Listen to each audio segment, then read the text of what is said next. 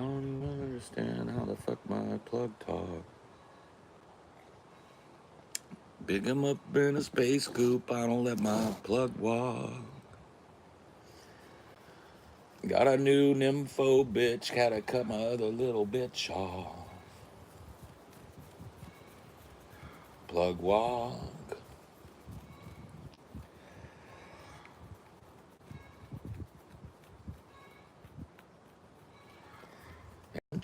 Them chickens have been irascible lately. They're they're grousing. Those are broody chickens right there. What do you diagnose them chickens? Phoebes. Broody? Because it's not just laying eggs clucking. No, this ain't the laying cluck. I know what that sounds like. That's burr, burr, burr, burr, burr, burr. You can hear the egg coming out sometimes. You got some irascible chickens.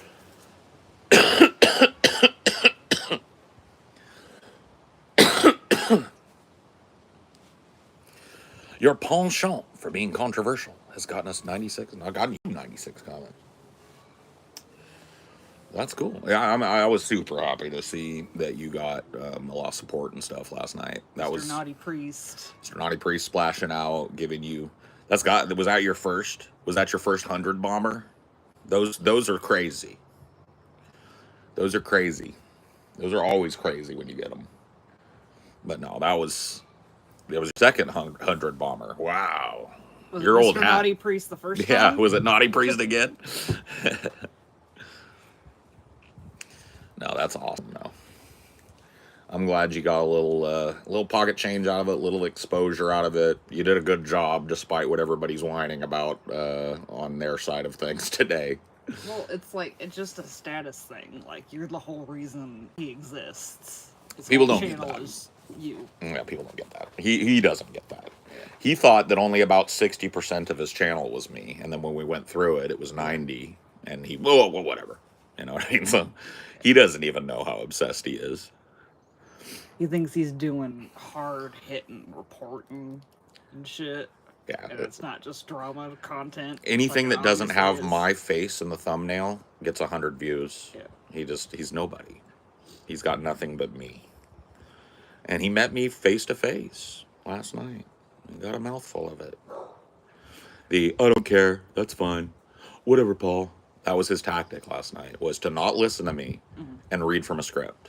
And I didn't let him do it once. Oh, man. You don't like me? I don't like you either, fuckface. It's cool. We agree.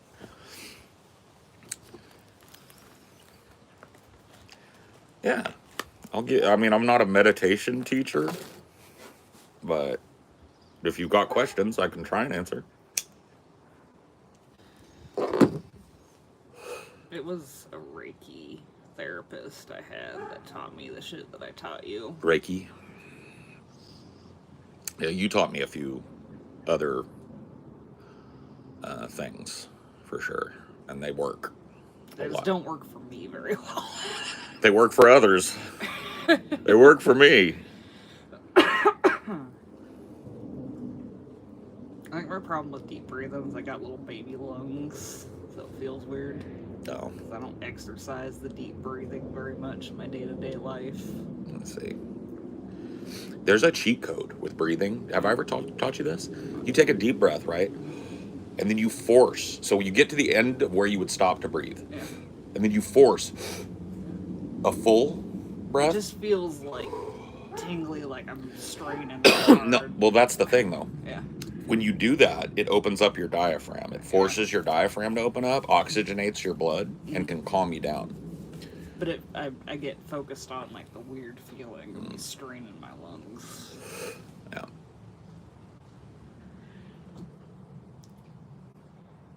I think it was because I was like constipated as a kid, so like I was pushing my lungs up.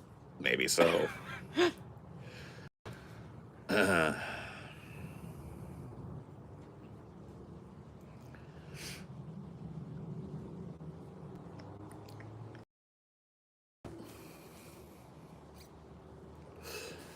But You always know you properly triggered the anti-fan communities when they start saying, "This is the final straw. I have unsubscribed." Yeah.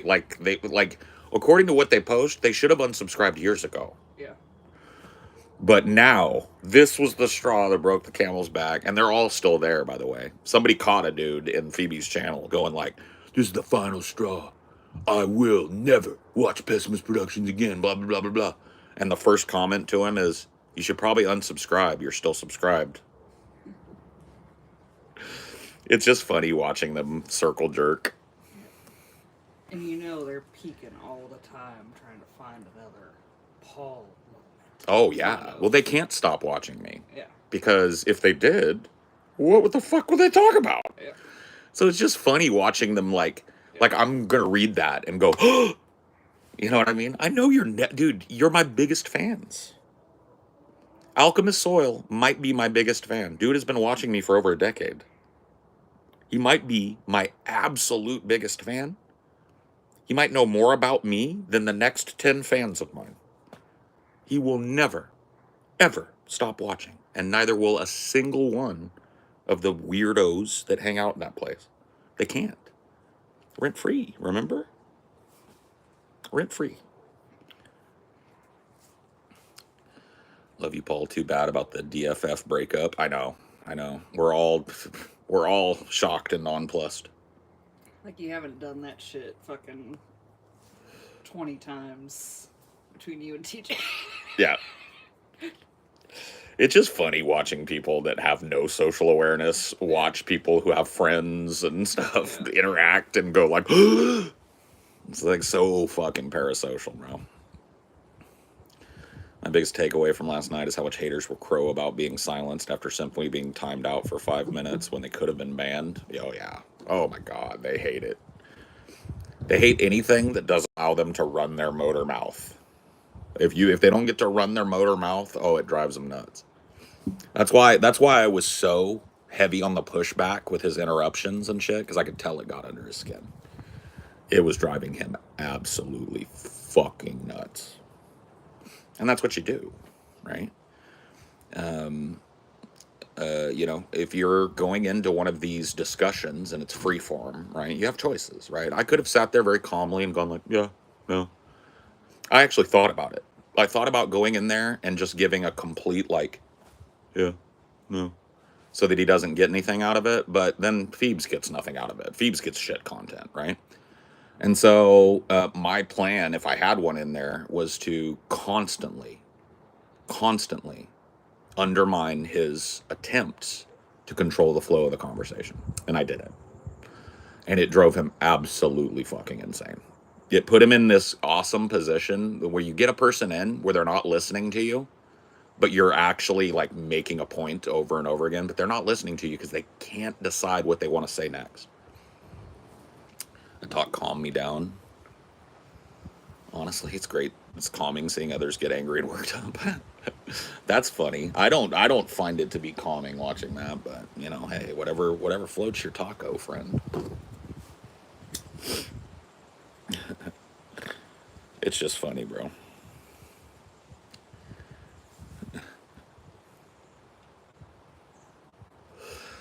Learned a few interesting things. Doesn't cover his ass. He has movie nights on his Discord with these group of people, like they're dating. Mm-hmm.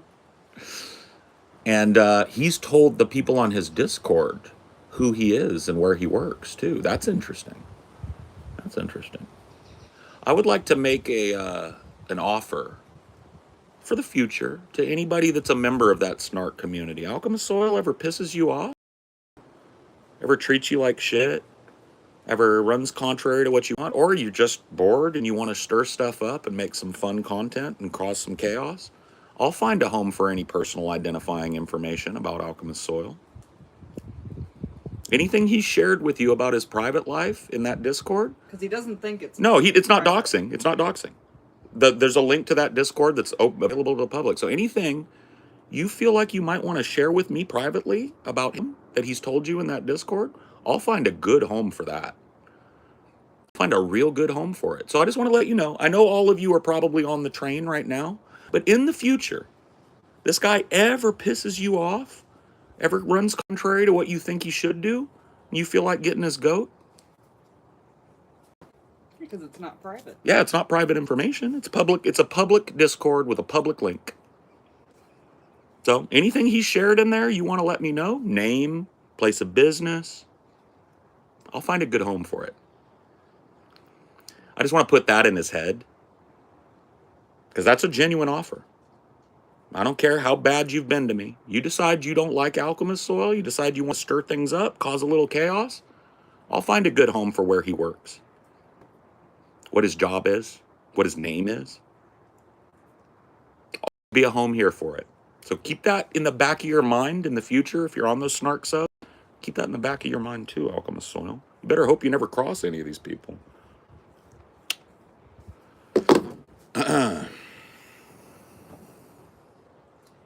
Public information is public information, bro. So I get a picture of you and I get your name, you can bet I'm publishing. And where you work, too. I'm publishing that as well. People were getting pissy at TJ, like, not understanding the context of what he was saying. I know. I know. They're like, oh my god, he's advocating He's doxing. advocating doxing. He's like, that's the point. Doxing's bad, retard. Yeah. They're just so stupid, monosyllabic retards. But I want to reiterate that and make it clear. And I'll probably say it a bunch of times, because I want to make sure they hear it. Any of you ever in the future, I don't care how far in the future it is, get pissed off at alchemist soil or get bored with that community, you want to cause a little chaos, I will publish his name, picture, and place of business. I'll make a whole video about it. Up to you. Keep it in your hip pocket. And you keep it in your hip pocket too, alchemist soil. That should keep you up at night. One of these days, you're going to cross the wrong motherfucker. He's going to share a little info with me, and I'm going to have no compunctions about sharing that info. Zero.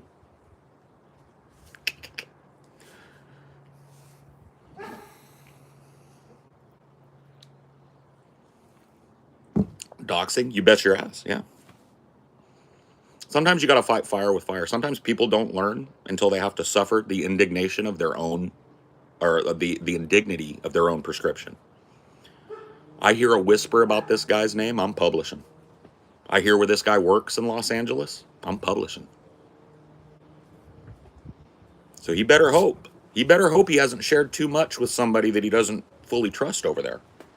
Because that was interesting. I noted that immediately. He was like, well, everybody over there who knows what I do for a living is probably laughing right now. Oh. Shouldn't have shared that. Shouldn't have shared that.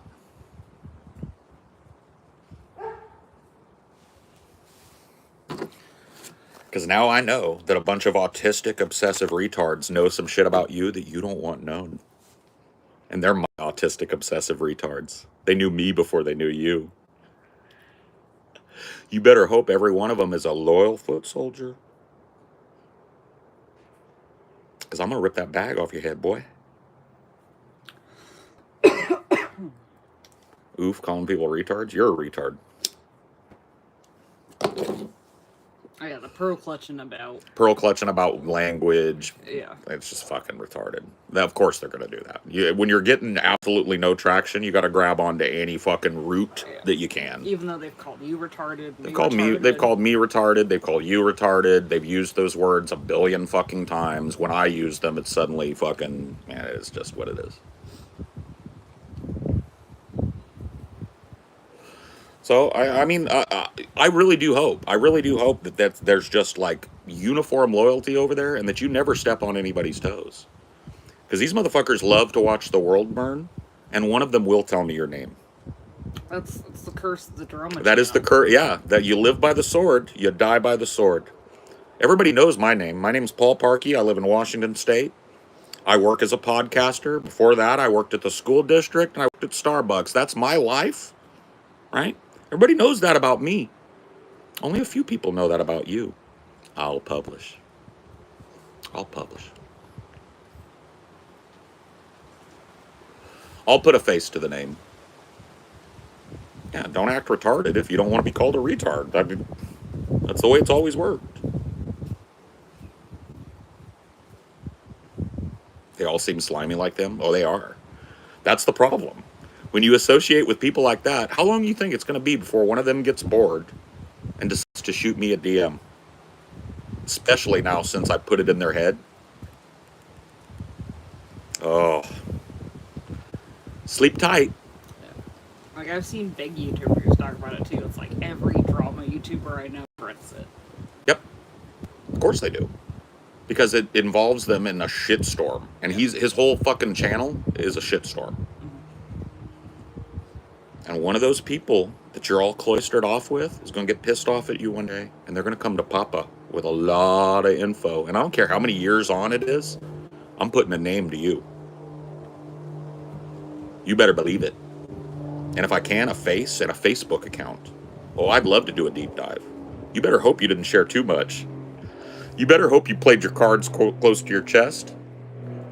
You shouldn't have told me that you were telling them personal shit about yourself. I assumed you were smart enough to stay fucking anonymous with them, too. But you think you got friends over there? We'll see. We'll see. Anytime he pisses one of you off and you want to cause a little chaos, I'm your man. I'll publish. Yeah, and according to him, he'd bring it on himself. Yeah, you brought it on yourself. You put your shit out there. You talked to people openly. You decided to share shit about yourself. Public knowledge, friend. You got a public link to a publicly available Discord. Public knowledge. I'll publish.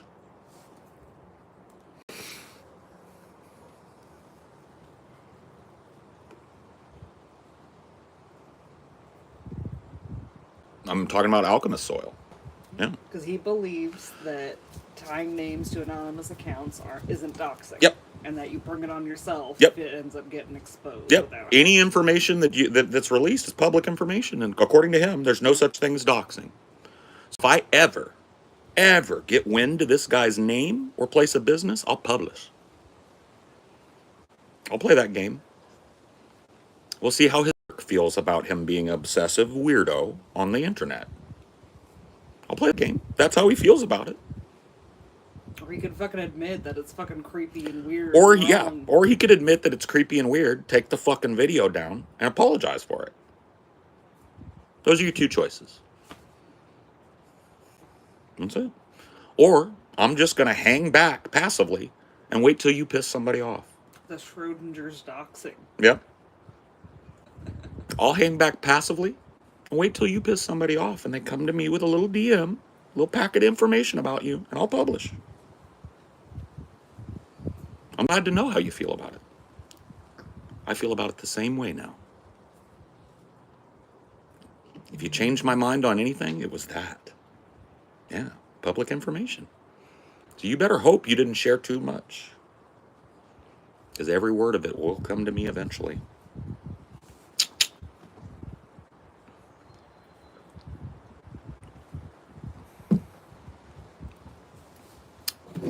Yup. Oh, on here? Yeah. I saw a little flash of something.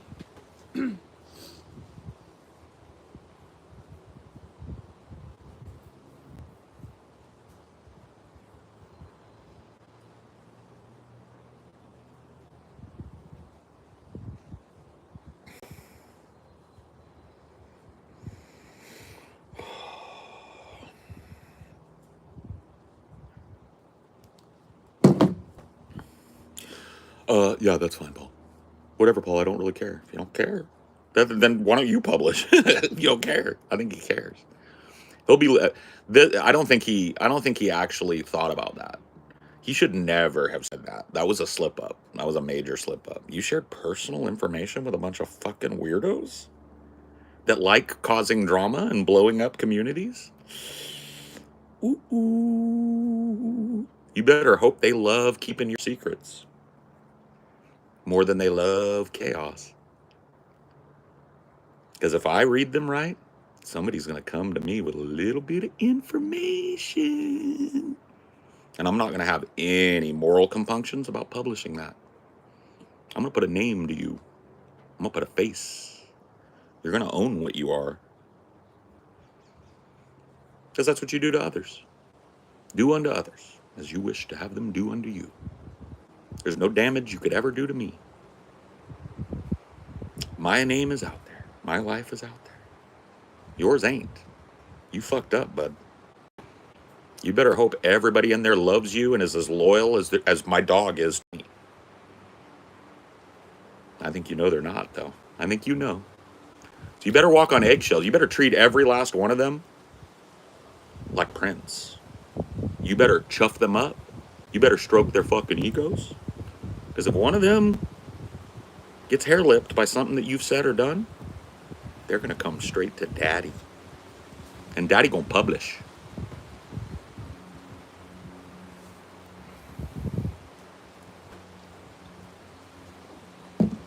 Honky, you keep all Dad's secret, huh? Isn't that right, Dinor? You hold all the secrets. He does. Dinor will forever keep my secrets. Forever and ever.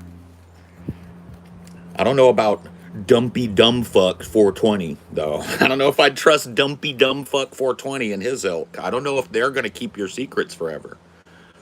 But have fun on having your little date nights with them and giving them information and feeling comfortable around them. I'm sure one of them will never, ever come to me. Sleep tight. Don't let the bed bugs bite.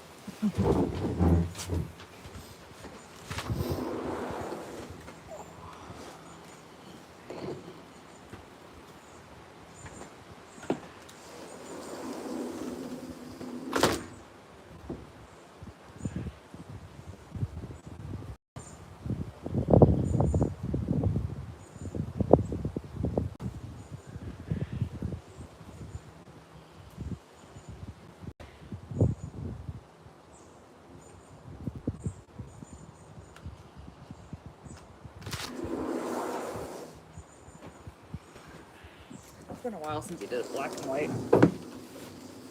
Yeah. I don't know.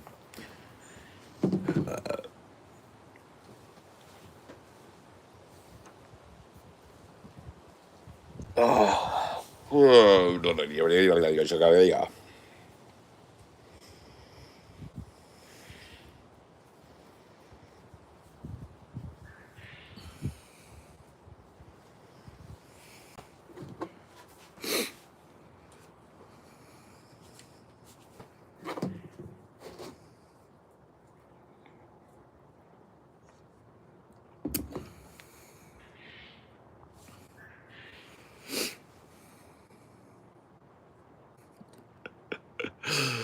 Oh, man. Yo, what's cracking? Phil McCracken.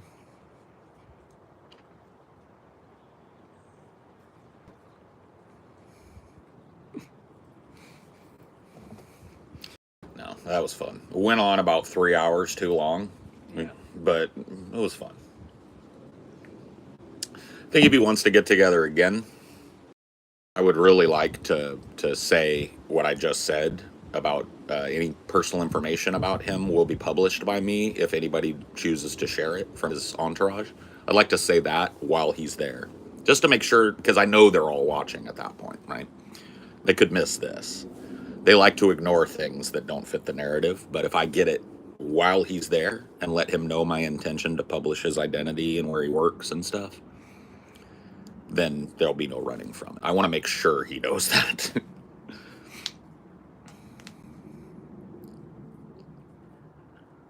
Yeah.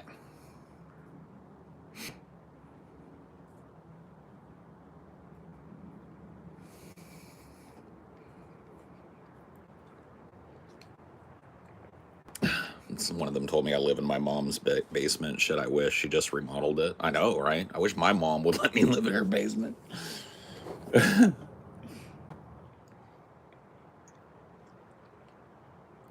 What are we talking about? I missed it.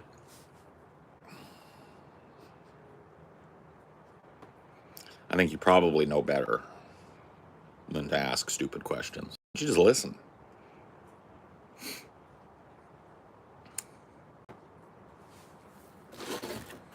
I think you know better than to ask dumb questions.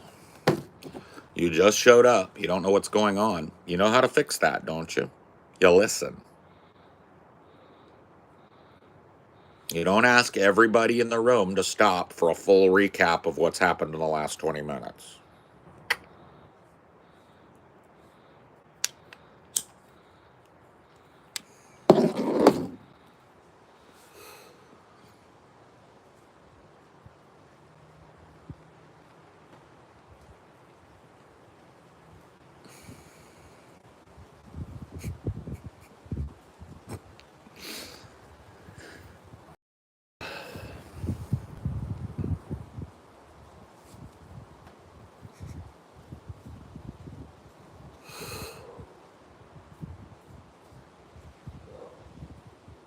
You going for a swim date tonight? What's a swim date? Well, I guess I can picture it in my mind. You're going swimming with your date. I've never been on a swim date. Have I? No, I don't think so.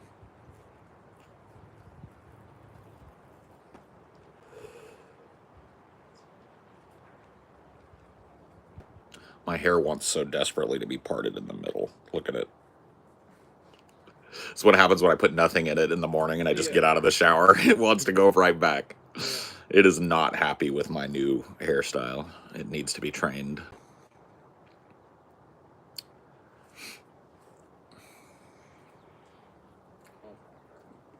Let me see if I can find this one. What? I'm looking for movies that you might be able to do. Oh. That top one. Oh, yeah. If I can find it. Yeah, if you can find it. Let me try to find it first before you say something. Okay.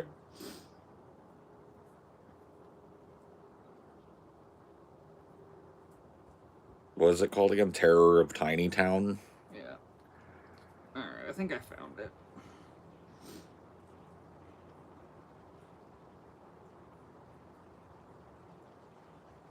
What's it called again? The Terror of Tiny Town? Yeah.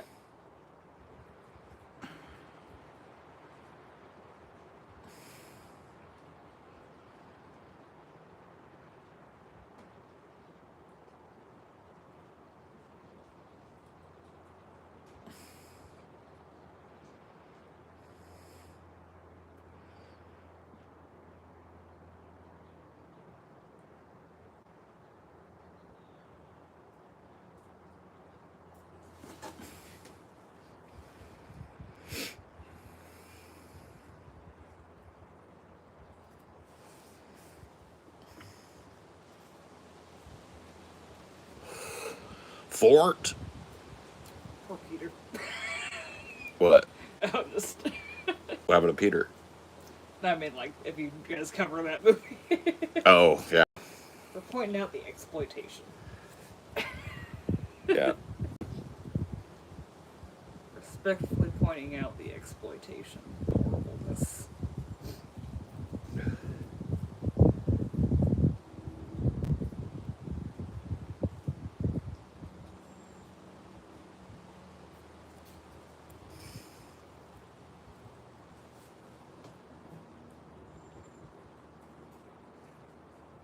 Reddit has told me TJ is the most evil now. Yeah, TJ is the most evil now. He surpassed me in evilness last night by threatening to do the exact same thing to he didn't even really threaten to do it. He was pointing just, out the stupidity of not doxing, right?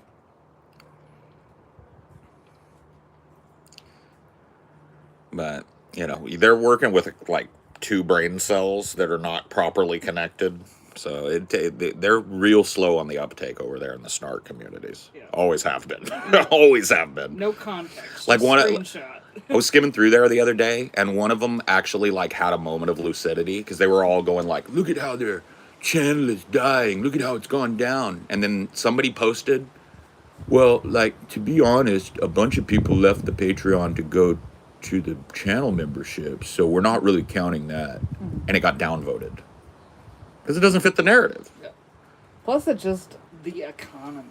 You can't do anything about the economy as a whole. It is what it is. I mean, they're not wrong. Yeah. We've been losing patrons pretty steadily for a couple of years. But I'd say a good 80% of them are money tight guys. Sorry. That's what they say, yeah. 80% of the exit fucking things. Yeah, TJ is evil. I'm wrong.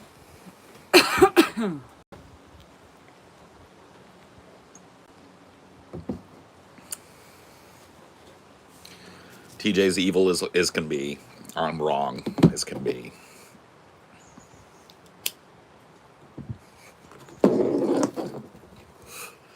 So cute. TJ won that debate. Yeah, he did. From the chat. Well, he has more fun poking at it. Yeah. Like, not fully engaging, but just boop, boop. I wasn't paying attention to the chat at all last night.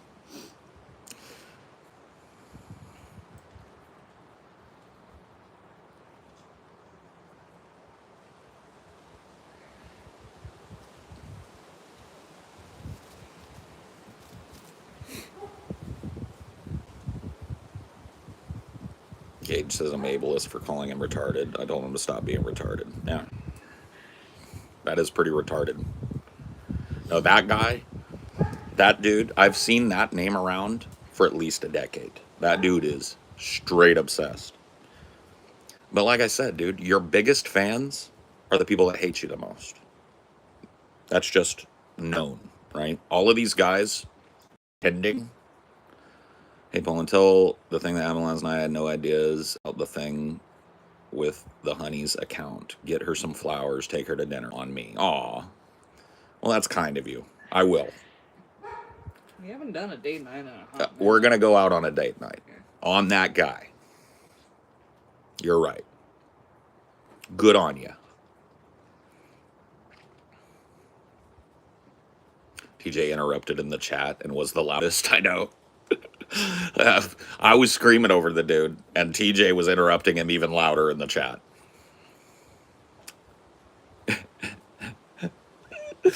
I fucking love it, bro. It's so funny. That type of shit is fun, man.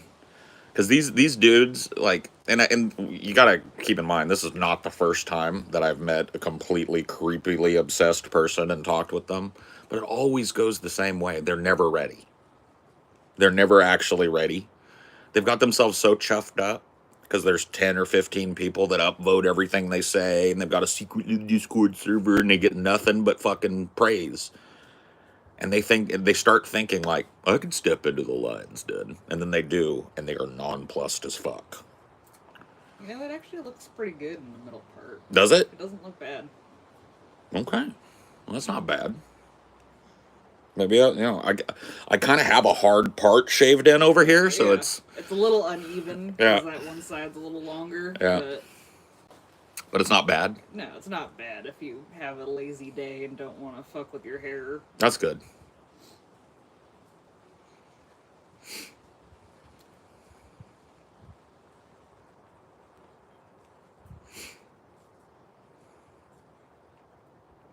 Should just try a big mustache with that cut. I don't have a great mustache, man. My mustache just kind of goes like, it doesn't go like other people's. You got like kind of wiry facial hair that doesn't want. We call it puby. This is puby hair on my face. It's nothing like this. It's pubes. It's a fistful of pubes, okay? It's not the same shit. It doesn't get tamed the same way. No, it does not. Mutton stash again might work. Oh, I don't think so. We tried that. We failed that, okay? But look, you never know until you try. It grew back pretty quick. Yeah, it did.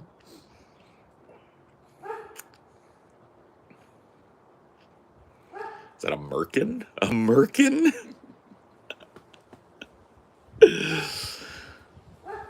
Have like 3 completely incongruent textures of hair on yourself. Yeah. Your head is nothing like your face. Your body hair is nothing like either of them. Yeah. I've got 3 different hair textures going. I got head hair, I got face hair, and I got body hair. And they're all 3 completely different. Now I've got wiry facial hair, but silky pubes. And silky body hair. Talk to me about that. How does that happen?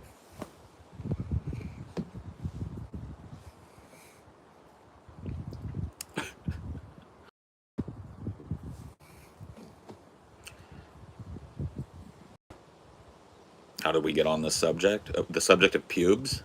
I don't know. Well, because I said that the middle part worked. Yeah, We got on a hair tangent. I guess so. I have to go fix this. It's driving me a little nuts. But I'm glad it doesn't look bad. Yeah, like if you're just having a lazy day, it's not like it looks horrible. Yeah.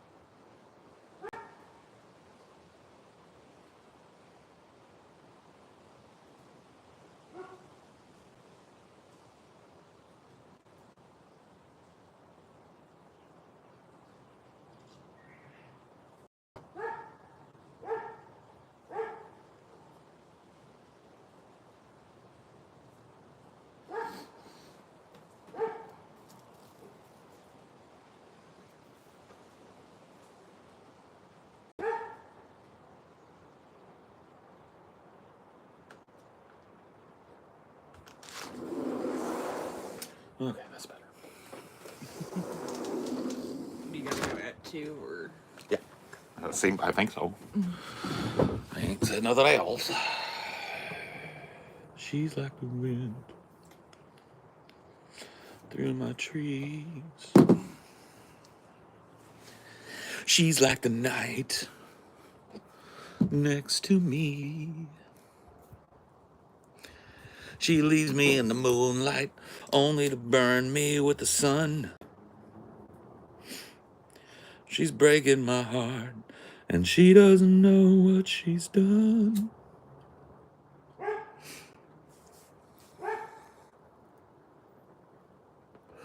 I feel her breath on my face, her body close to me. Can't look in her eyes. She's out of my league. Just a fool to believe I am everything she needs. She's like the wind. That's a crazy song. Patrick Swayze sang that song. Isn't that crazy? I think, right? Or no. That's not Patrick Swayze that sang it. Or is it? What song is it? She's like the wind. It is Patrick Swayze. Boom! Nailed it. It's got a music video and everything. Yes, yeah, it does. He wrote it for Grandview, USA. Mm-hmm. But it wasn't included. But it became a giant hit. Yeah. It became a giant radio hit. So it was actually better that it didn't work in the movie because it blew up in real life. It ended up in Dirty Dancing, Yeah. at least. Yeah. So, but not for the movie it was originally intended for. Yeah. I have to check out the Mega Show. I'm going to check out Pontypool. You should. It's a great film. More people need to know about Pontypool.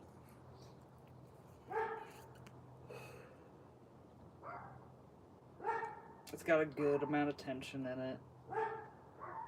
Yeah, good amount of tension, really great chamber environment, really great central performance. Stephen McHattie is absolutely fucking stellar in that role. I mean, it's a role of a lifetime for Well, him. you thought that he was. I a literally DJ. thought he was not a trained actor and that they hired a radio guy because his decorum was so perfect. I'm an old radio listener, right? And radio decorum is a little pet peeve of mine, right? Like I have respect for it as a dead art form, and this dude just inhabited it to the point where I was questioning the first few times I watched it. Like, is this guy? What is this guy? Is he just like a DJ that they hired that did a great job, or no? Not a DJ at all. Just a fucking amazing actor.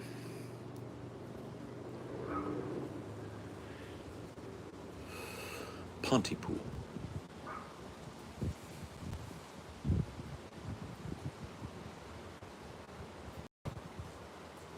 Norman Mailer has this idea that when big things happen, reality sort of spasms for a little while.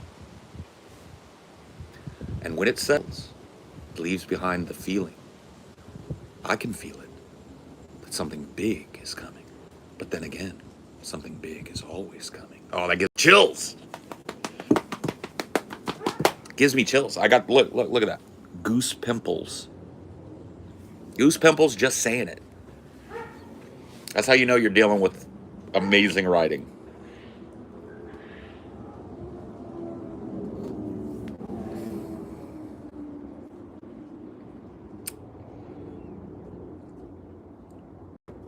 I have not seen 28 Years Later. I don't intend to see 28 Years Later. I haven't seen 28 Days Later or 28 Months Later or whatever the fuck. And I do not intend. I've seen 28 Days Later. I thought that was it. It was kind of just like another zombie flick. The only thing I didn't like was the ending on people. Yeah, the ending is kind of But that's true of a lot of movies. A lot of movies don't quite know how to end gracefully and completely. Would you be put off by a Never-Ending Story remake? Yes. Yes, because I think that there's no point, right? If here's the truth about Never-Ending Story. Never-Ending Story is a masterclass in practical effects wizardry. It is an absolute artwork of a film. It is transcendently good in terms of its visual style, visual flair. I can't see it. I can't see it being improved on, right? Because you know what would happen if they did a remake of Never-Ending Story. CGI Rockbiter, CGI Bat, CGI Racing Snail, CGI everything, CGI Gamork, CGI fucking. You realize that even the sky. You remember when the Nothing attacks, right? The Nothing comes and attacks, and all those clouds and the lightning and stuff. You know there was not a single computer augmented shot in that. That's all sand and oil. Dun, dun, dun. Dun, dun, dun, dun, dun. Macro miniatures and amazing Frank Oz puppetry. It doesn't get better than that. It was cotton balls, sand, oil. Mm-mm. Do, do, do, do, do.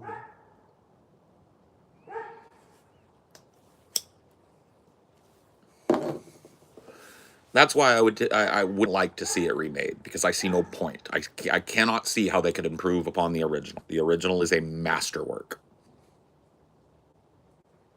Why would they? Well, to make money. And they will replace all of that craftsmanship, all of that beautiful world building with shitty CGI. They'll put their actors in a big green room in a mocap suit, and it'll suck. Even the Henson Company is fucking around with CGI now. Mm-hmm. Because it's just cheaper. It's way cheaper and way easier to just have a graphic designer make something happen than it is to create it. actually create it, film it like it's real, right? Like, just do me a favor. Go watch the opening parts of Neverending Story. Get to the part where Atreyu finds the ivory tower floating in space, and watch that scene and tell me it could be improved by making it a bunch of CGI. That's that is my, in my opinion, the most beautiful scene in the film. He's traveling through the void on the back of his luck dragon, and then all of a sudden, when he's reached his most despair-filled moment, from behind one of the asteroids floating in the void comes the ivory tower. And all of that is macro miniature work. Not a single computer augmented shot. And it is fucking stunning. Stunning.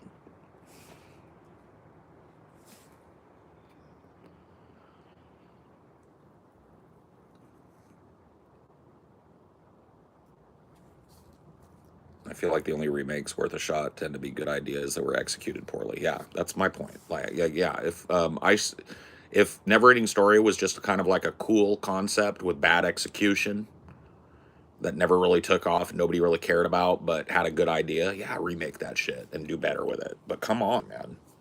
Neverending Story is a fucking immaculate classic film. It should never be touched.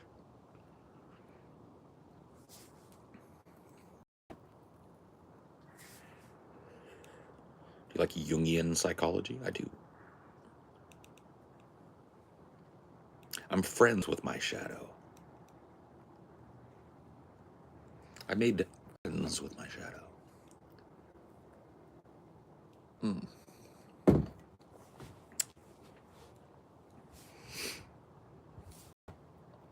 Another version of the shitty remake is live action versions of cartoons or anime. They suck. The magic, they suck all the magic out. They did it with a childhood favorite of mine recently. It looks awful. Yeah. Well, a lot of you guys that are in your 20s and stuff are coming up on the age where you're going to start having your nostalgic childhood memories destroyed. They're just about done destroying mine, right? I think the Goonies is the last indignity that I will suffer, and then after that, there's really no more things that they can do to hurt me. Right? They've already fucked everything that I love, and now they're going to come for yours.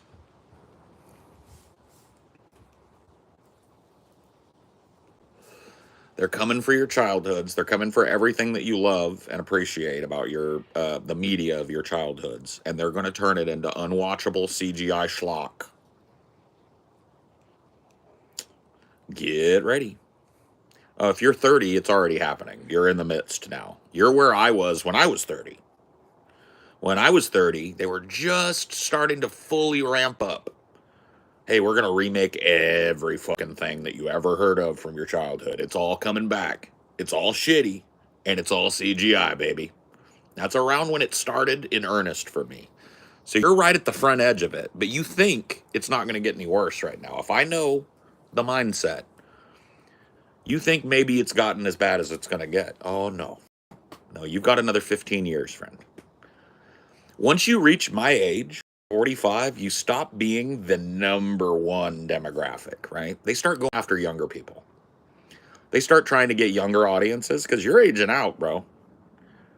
They're going to have you for another 20 years or so. They want them people that 50 years or more fans, you know, they want that.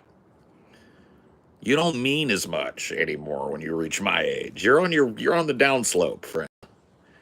So, but that's a good thing because at least you stop getting the onslaught of shit from your childhood getting ruined. But now it's your turn. 20 somethings and early 30s. It's your turn. Wait till you turn on the radio. This is a good one too. Wait until I get, maybe nobody ever listens to the radio anymore, so this will not happen to you. But if you do, turn on a classic rock station and you hear rock music from your fucking high school years. You're gonna love how that feels. You're gonna love how that feels wonderful. That's a wonderful realization to come to. That's in your future.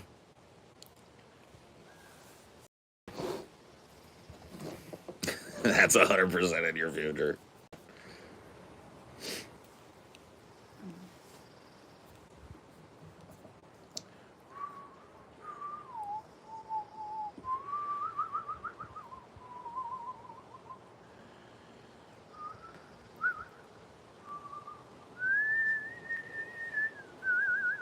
I don't know if that looks for order. I want to scroll through it.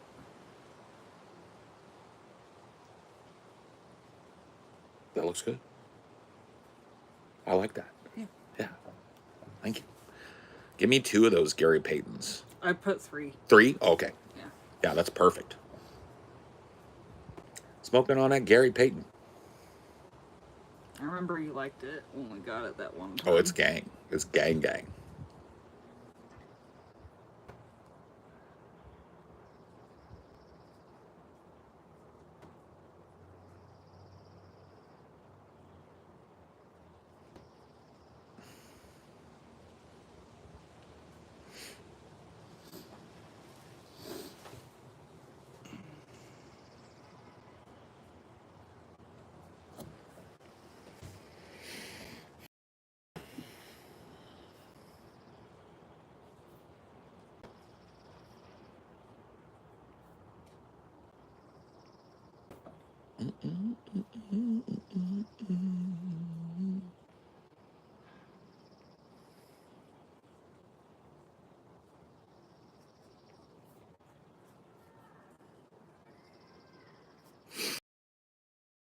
Are there any older movies you'd like to see a remake of? Something you might have had big hopes for but turned out bad? Yeah, there's a couple things I can think. I would love, like, it's shit on a lot. Michael Crichton will write a great novel and then get a shitty movie out of it quite often. Like Sphere, Da Vinci Code, Sphere. I don't think is Da Vinci Code Michael Crichton. That's another guy. But yeah, that's another good example. But talking about Michael Crichton specifically, Da Vinci Code, or not Da Vinci Code, Sphere, and Timeline. I'd like to see both of those movies remade, both of them, with an actual script and some actual actors in it and a talented director and stuff. Well, I guess Jurassic Park went okay. Well, yeah, Jurassic Park's huge. Jurassic Park is uncontrovertible, right? Yeah. So it's not every Michael Crichton, but after Jurassic Park, Michael Crichton movies never quite hit that peak. Although we watched Jurassic Park together, and I wasn't as impressed. Yeah, I mean, you know, it's one of those things that, like, I think you're not impressed because... Well, it's a time... It's a time capsule, yeah. Had you seen it 30 years ago when it came out, you'd probably have your dick blown... Not your dick, but your ass blown in the dirt.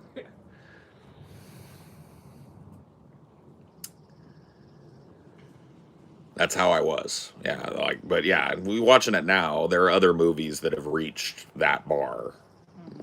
So it's not as impressive. But yeah, Sphere and Timeline are 2 great books with fuck movies that I think if they actually took seriously and put some budget into it, they could make some good movies off of that. I like Michael Crichton quite a bit. The T-Rex in the rain ages best, but the Brontosaurus scene not so much. Yeah. I mean, it's a beautiful film. Apparently he wrote a book called Zero Cool that has nothing to do with hackers.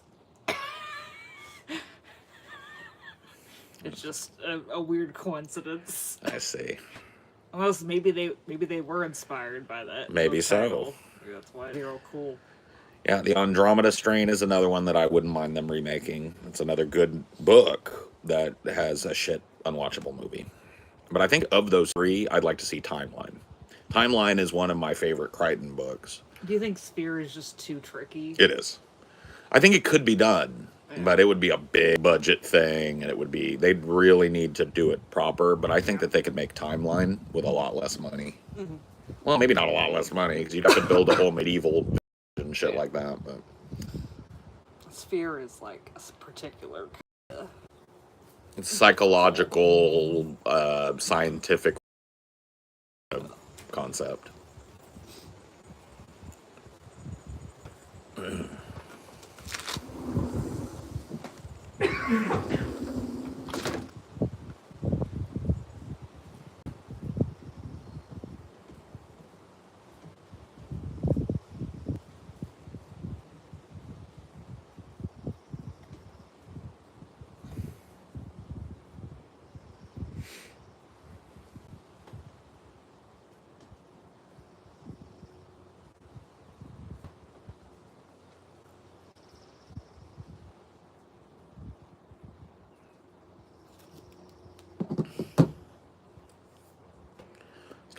new season of Three Body. Yeah, I hope they don't just ditch it.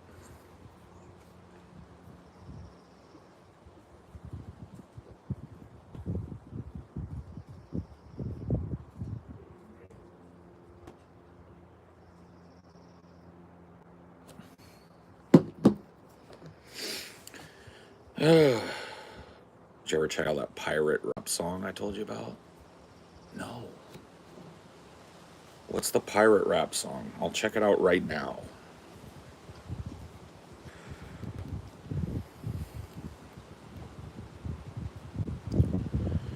Not the strongest in the franchise, but I kind of like the 2009 Friday the 13th remake. Not a great execution. Yeah, I just haven't seen it. I don't really like slashers, though. That's just a thing with me. Yeah, you find the name, I'll play a little bit of it. I don't want to get banned or whatever, but I'll play a little bit of it.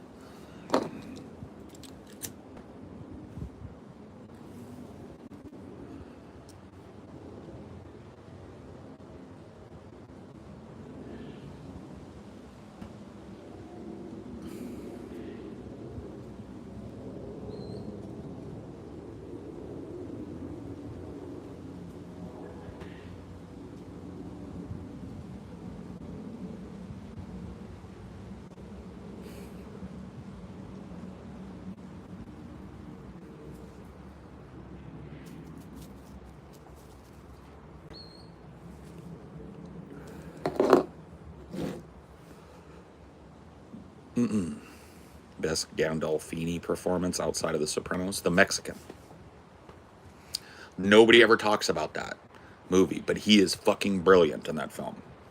If you've never seen The Mexican, it is a movie that a lot of people skip because it looks like bullshit. It's got Brad Pitt and Julia Roberts in it, but that movie is kick ass. Kick ass. And his Gandolfini carries that movie as a side character. Carries that movie from the back. So that would be my choice.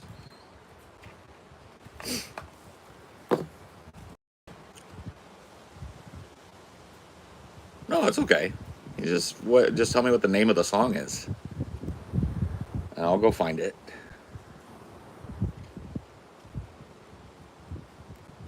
Or you posted it. You posted it. Decisions by Big Row 6.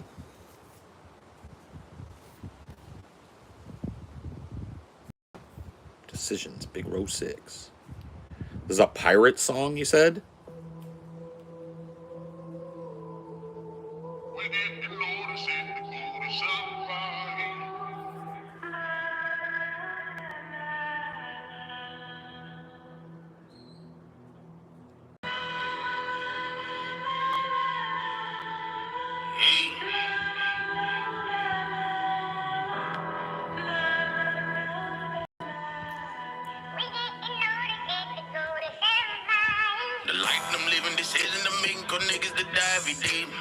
Grinding my city, you got it, boy. They can niggas who plot either way. To my right next to me, can niggas keep driving it. Yeah. Try to stay away them beefs inside of my people. Yeah, no need to lie to me. Walk the beast inside to me. Off the leash, no time to play. Now staring my demon down night and day. Say cut me deep, now look at the wound. Help my own, got something to prove. For my son, I should never fool. She try to do better, got something to lose. They fuck the fame, I don't want attention. Hood Shanty, dude. That is fucking based, bro. I'm adding that to my shit, bro. That is too good, bro. Holy fuck. That is a hood shanty. Oh my god, bro. That slaps. Yes. That's going on my shit right there. That's good shit right there. Yeah, I like that guy.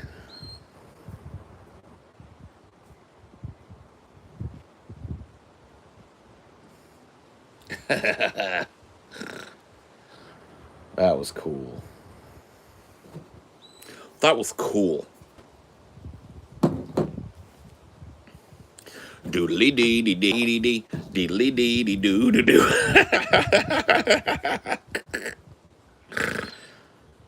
I love it, dude.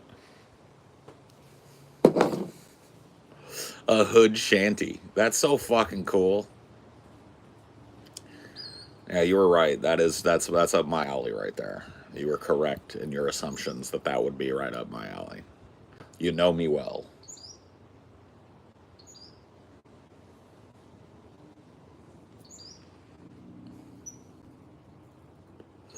I heard a rap beat today comprised of monkey sounds. It sounded cool, but the community were very racist. Yeah, well, that's always going to be the case. Dumb fuck's gonna dumb fuck. If there's one fucking truth in the world, that's it. Dumb fuck gonna dumb fuck.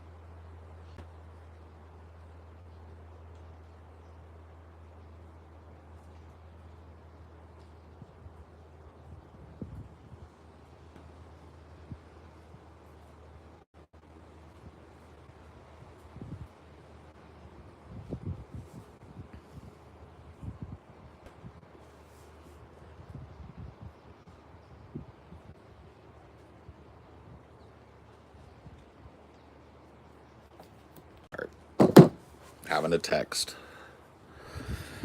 Where'd you rank Paul Giamatti in top 100 actors? 5.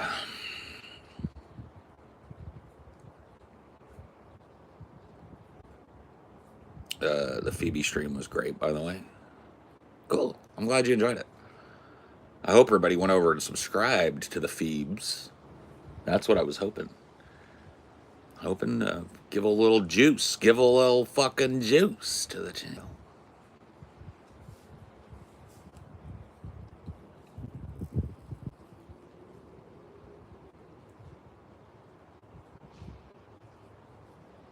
Yeah, Paul Giamatti is... Yeah, I'd put him at 5 without thinking about it.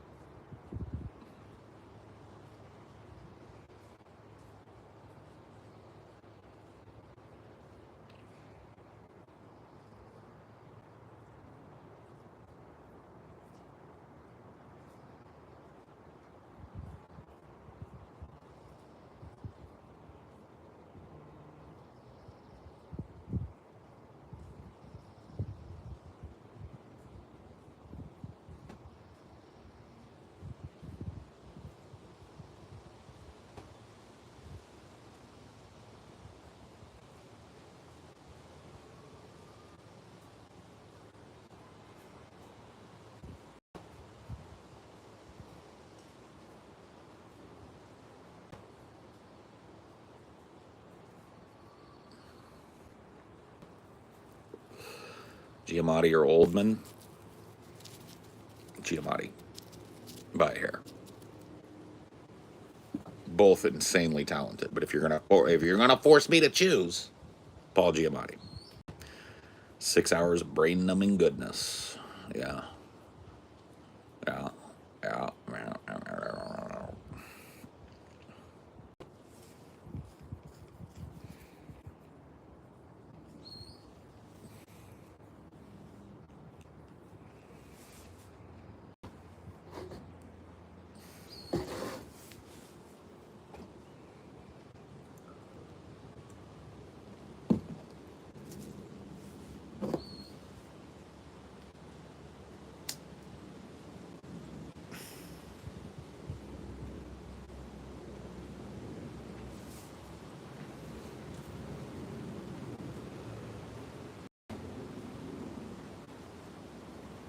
Like a slower paced movie myself, why I really like The Holdovers with Giamatti. Holdovers was a pretty good movie. I don't mind a slow paced movie. I don't mind a slow burn. Some people can't hang with them. I don't mind it.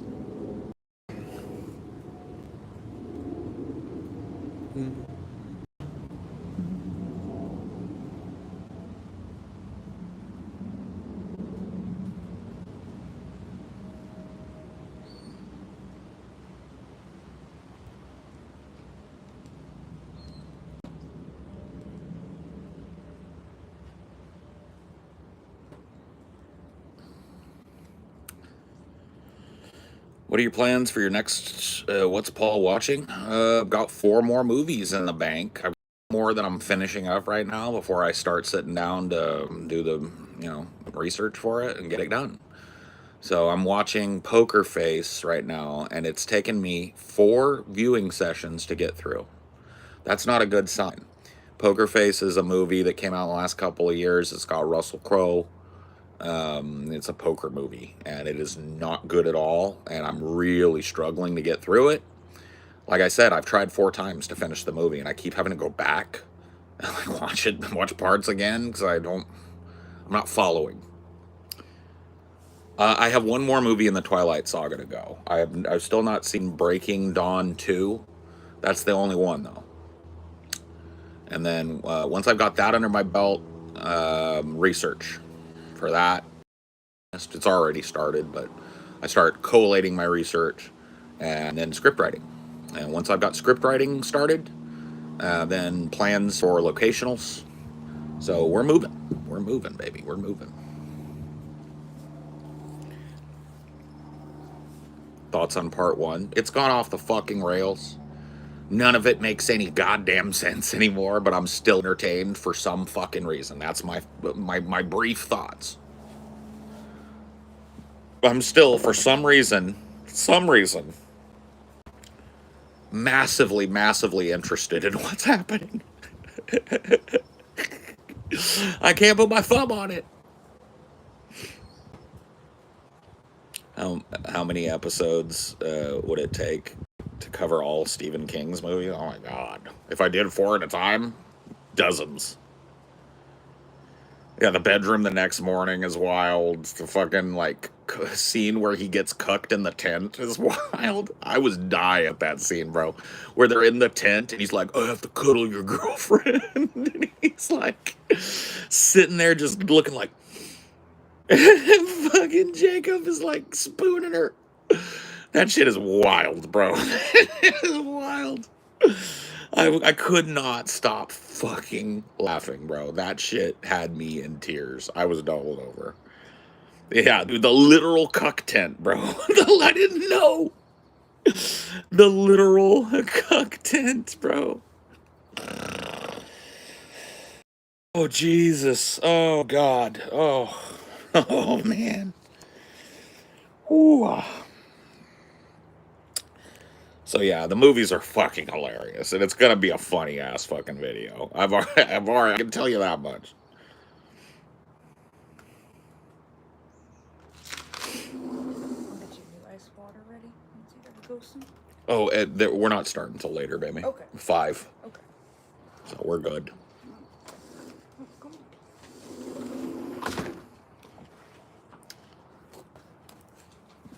I would prefer to get it done now. That would be nice to have it up out of the way, but... So I'm guessing the C4C business talks have finally concluded? Yes! Yes! All of that fucking behind-the-scenes shit is pretty much done and dusted. Yeah. Took years. It took years. We got 1 more movie to watch before we start a big retrospective. Yeah, I was just telling them about that. 1 more movie to watch before we dive into the research and writing portion of our big retrospective on Twilight. That's going to be hilarious and fun. I am super invested in what's going on in the movies, even though I find them to be insanely, hilariously silly. I'm invested as fuck. I picked a team. I didn't want to. I wanted to remain agnostic, but I picked a team. Team has been picked. I'll reveal what my team is in the review, of course. That'll be review stuff. But I am team somebody for sure.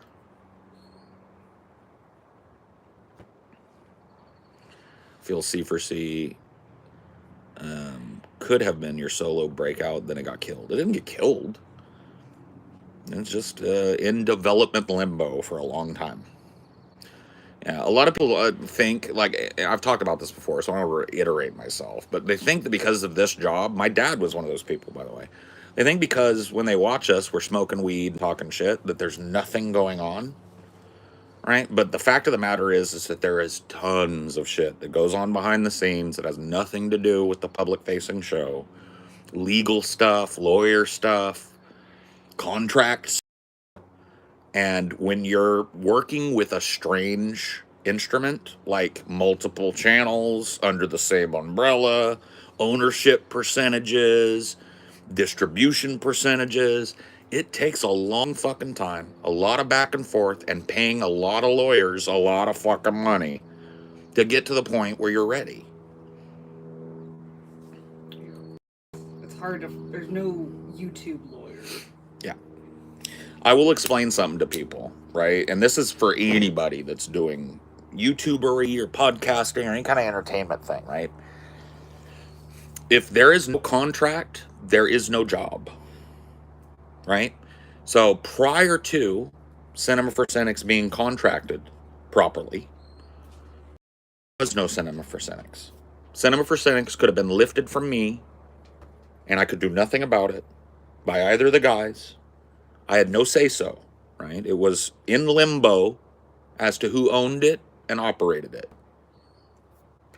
That's no longer in limbo, but it's the end result of over a year worth of dedicated and deliberate effort. Done. And now it's done. You see? But that's how it works. When you're talking about business, you're talking about hundreds of thousands of dollars. There's a lot of paperwork. A lot of paperwork. If you want to do it right. And until you have that, you've got nothing. You've got theoretical. And that's it. Right? You've got this. But you don't have anything in practice until there's ink on a page.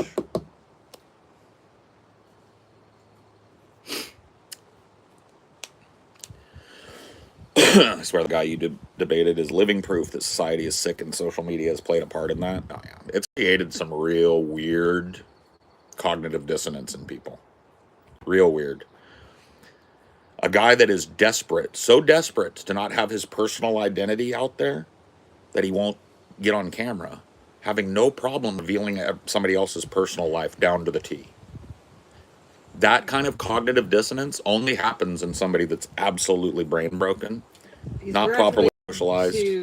I didn't do anything wrong, but I'm going to unlist it. I hope he doesn't. At this point, I hope he doesn't unlist it, because I want it to stay up there. It's a badge of shame on him. Yeah, it looks bad. It looks bad to anybody that's not an obsessive fucking weirdo. It's a real bad look. I want him to leave it up. I wish I hadn't asked him to take it down last night. I want him to leave it up. I hope he does.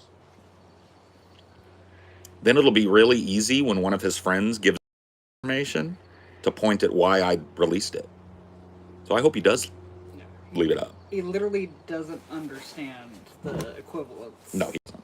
He thinks you guys are making wild, unsubstantiated threats. Because he lives in a fantasy world. Yeah. But as soon as one of his friends decides to give me some docs, the fantasy is going to be over. Because I'm going to publish it. Yeah, I'll play by his rules. It's cool. Public information, baby.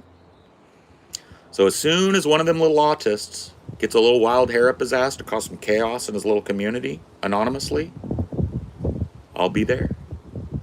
My DMs are always open. Sleep tight. Hope you don't think about that too much while you're working. I hope I don't get an email that somebody has published my name in place of business, and that my boss is going to be looking at what I do in my free time. I hope that doesn't happen. I hope that lives in the back of your mind. Because now it's an actual fucking possibility and probability. And the longer you go, the larger the probability gets.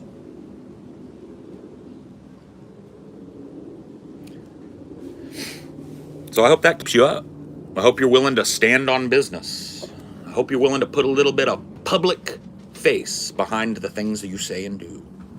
Because as soon as one of your little fucking flying monkeys gets bored, they're going to come to me. You should never have told me that you shared personal information with them. That was dumb of you. That was real dumb.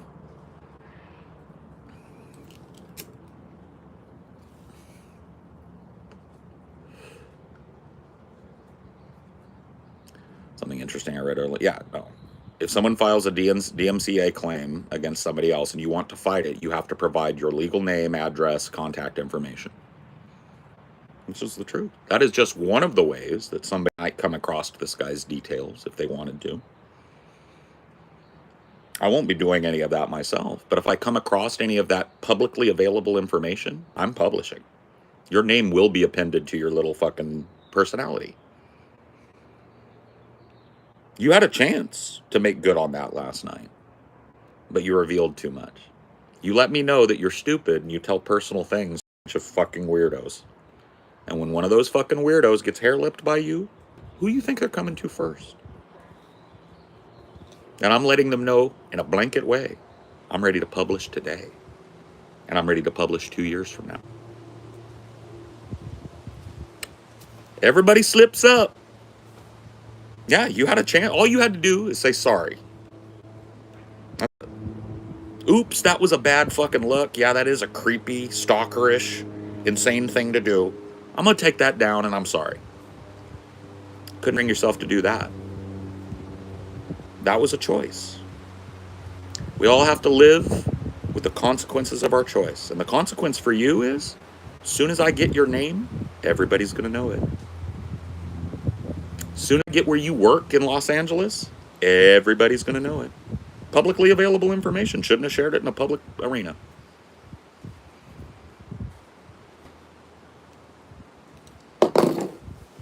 We'll see how your coworkers think about your free time. See what your bosses think about how you spend your free time. How you represent yourself as a employee of the company. I 100% gave him a chance. All he had to do was be a human being.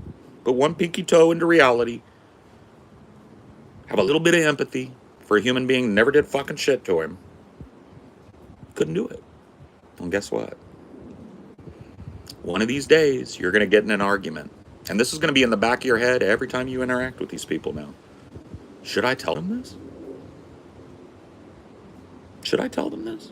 Should I have told them what I've already told them about where I work and what I do for a living and maybe my name? Should I have done that? That's going to be in the back of your head from now until you shut the fuck up and disappear. And for good reason, because as soon as I get it, I'm publishing.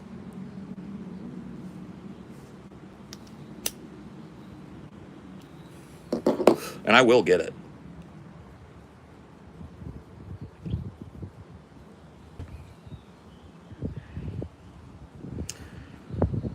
If I've got to drag you into the light, I will. And trust me, one of those Mongoloids gathered around you and shared a bunch of personal identifying information with is going to get pissed off at you one day. Or get a wild hair up their ass to cause some chaos. And when they do, Daddy's going to be there to publish. We're going to see who Alchemist Soil is.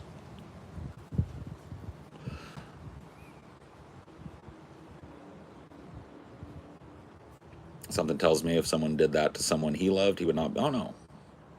And trust me, if I can, I will. If through finding out who he is, I find out personal information about a partner of his or something, or we're doing a deep dive, I will.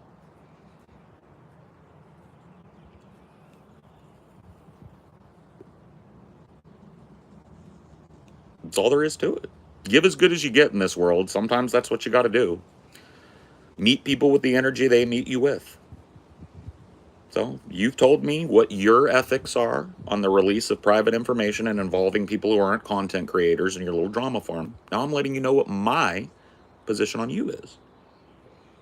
As soon as one of those little motherfuckers decides to share with me where you work, everybody will know. And you'll get to deal with that. Uh-oh. Gonna have to own up to some of the things you say. Sucks to be you. Hopefully you're not too invested in staying anonymous, because if you were being truthful and you've told these people what you do for a living, they will tell me. One of them will. Matter of time. Keep that in the back of your mind, though, Snark subreddit guys. How you all hate me. But in the future, Alchemist Soil pisses you off or you're bored, I'm your guy.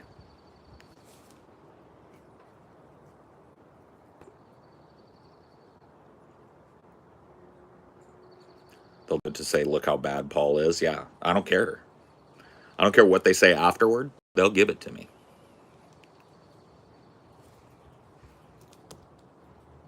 They'll give it to me. It'll be mine. I may not publish right away either. I may hold it over your head. I may let you know that I know, but not tell anybody. Just so you have to wake up every morning wondering if I've published.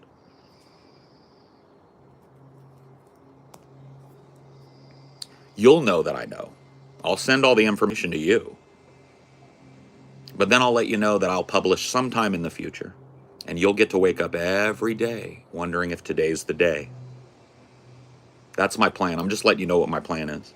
I'm going to sit on it like a broody hen. And when I get bored with that, when I get bored with toying with you, I'm going to release it to everybody.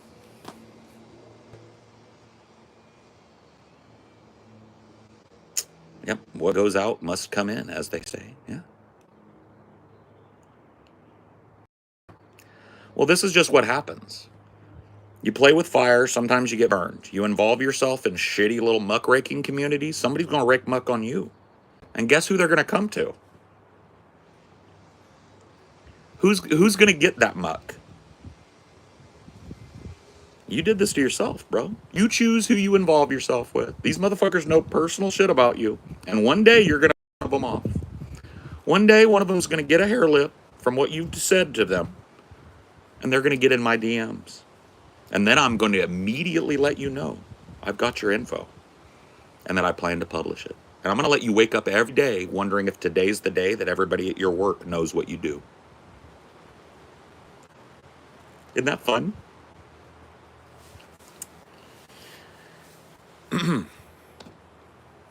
I'm the center of their world. Their whole existence as a group of people depends on me.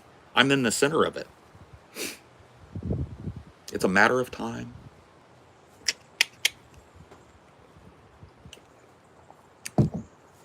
We'll do a big rollout for it, too. I want to make sure it goes far and wide. It'll go far and wide. It'll go as wide as I can publish. And it'll be constant. Yep. I want to see the courage of your convictions. You should have never told anybody in that community anything personal about you if you're invested in remaining anonymous and never having that stuff come out. One of those fucking weirdos will dox you to me, and I will dox you. Just a matter of time. So have fun thinking about that every day. I would.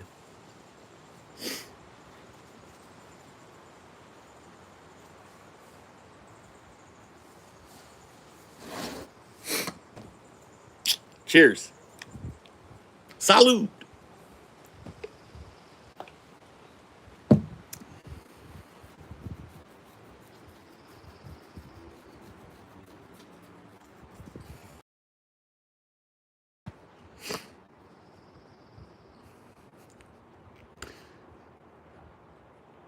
Something tells me I just got more rent-free. I was paying no rent. Now I think I'm getting paid to reside. This is something he'll think about every day. Oh yeah. Yeah, his little girlfriend too. Anybody got information on his little girlfriend? If they've shared anything, same thing applies to them. Full expose. I want names. I want where they work. Anything they've told you in that public server, I want it. I'll publish it. Just letting you know. Alchemist Soil and his little girlfriend have lost their anonymous pass with me. I find out who they are, everybody will know.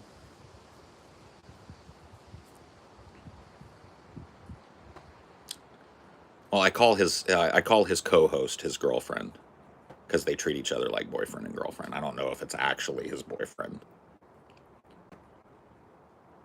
but they're very cute together.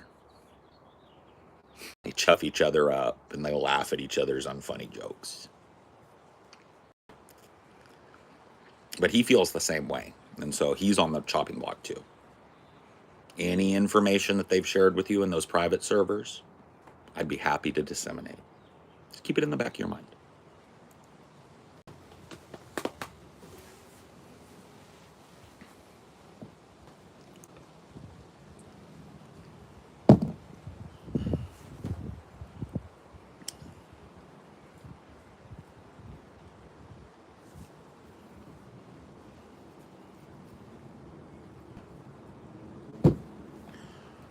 You think it's possible Alchemist is part of the iPad generation? Oh, he's parasocial as fuck.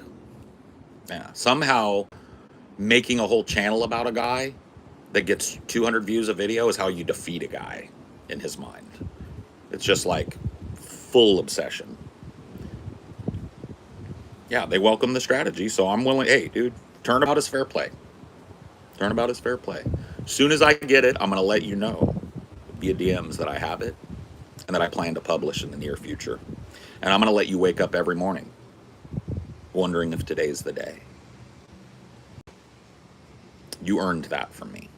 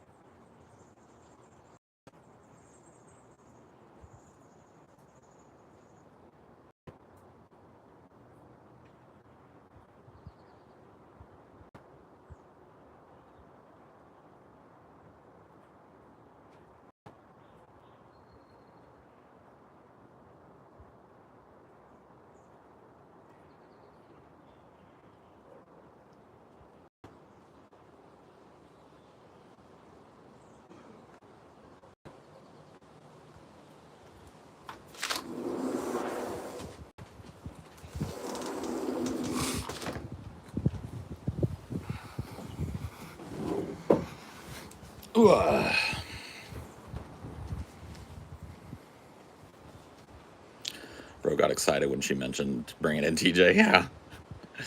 Oh my god. Please. Such a fanboy. Couldn't hide it. Huge fanboy. Like I said, our biggest fans are the haters. This is the truth for anybody. Nobody watches the shit that you make more intently than people that hate you. They put money right in their pockets. And they pretend they're stopping watching while they maintain a subreddit about everything we say. It's the funny... I love that LARP. Today is the day that I finally unsubscribe from Pessimist Productions. 2 days later, can't believe what those guys said today. You know what I mean? It's like the lack of self-awareness belies a lot of autism. It really does. I would be willing to bet that if we did a fucking ASD test on that community, you wouldn't find a person not on that spectrum. I think it's just autism. You don't have any self-awareness. Grown men, yeah. Not kids, not 12-year-olds. Grown-ass men. But it's cool. Live by the sword, die by it. I'm interested in any information, by the way. Anybody in those communities. They all agree with them, so. I'm interested in putting a pinky toe out on any of those people. Pictures. Pictures preferred. Anything you've shared, one of them pisses you off, that information will always have a home with Paul's ego. Just letting you know, for future reference.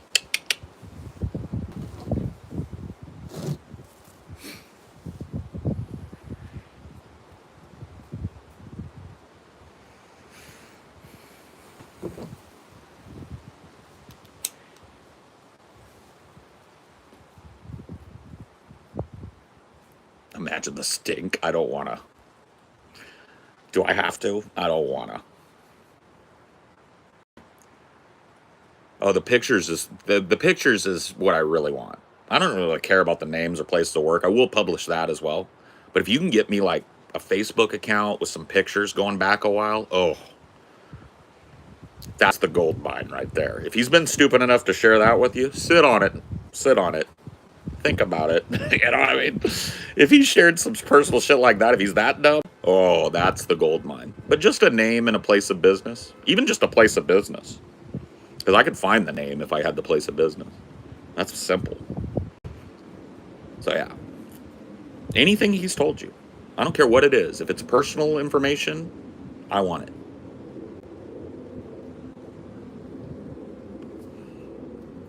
Personal identifying information, stuff that he clearly doesn't want out in the public but has put out in the public, I want it. I want it. Anything from before 5 months ago when he was Alchemist Soil, any personal social media, I'd love to deep dive that. So anything you got, anything he stupidly shared with you, he pisses you off in the future, it's got to hold me. And always will.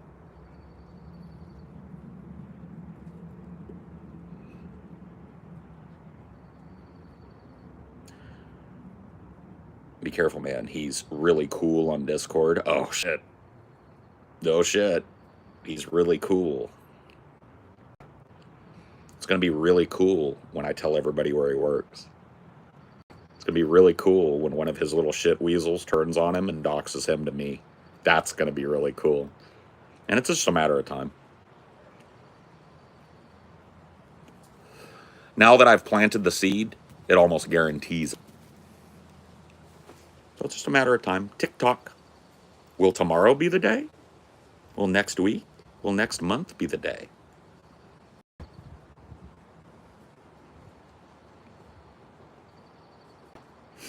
That's why I don't say shit on here that I don't say IRL. My first and last has always been openly on this and the main show, so I can never be threatened by it. That's the point. That's the point. I made the same choice. There was an idiot, you might remember him, Devin Tracy, or Atheism is Unstoppable. That guy got a hold of my name early on in the DP thing and was DMing me, threatening to dox me. And so I just made a video like, hey, my name's Paul Parkey. Just want to make sure nobody tries to dox me. So I'm doxing myself. I did that in 2015, I think. So, yeah. It's one of those things because they can't do anything to me, right? There's nothing that can threaten me with. I don't have any dark secrets. I don't have any big secrets in my closet. I've been open about my life. They're the ones with the paper on their head. And as soon as somebody rips it off, I'm going to be there to publish them pictures. We're going to do a full deep dive. I'm going to bring some people in, and we're going to give you some fashion advice. We're going to talk about your face. It's going to be awesome. And it's a matter of time, too. This isn't like a hypothetical. I know these communities. It is a matter of time before he crosses somebody on there, pisses them off, rubs them the wrong way, or not even that. One of them just gets bored and wants to stir shit up anonymously. It's a matter of time. Especially now that I've put it out there and let them know what my intent is, they won't be able to resist. Yeah. Hey, live by the sword, die by the sword. You want to be a muckraking community? I'll rake some muck. That's what you want to do? You better hope every last one of them motherfuckers is loyal as a dog. Oh, they like chaos a lot more than they like alchemist soil. Absolutely. Absolutely. Maybe not right now. It may be weeks. It may even be months or years before one of them gets their fill or gets bored. And when they do, Daddy will be there.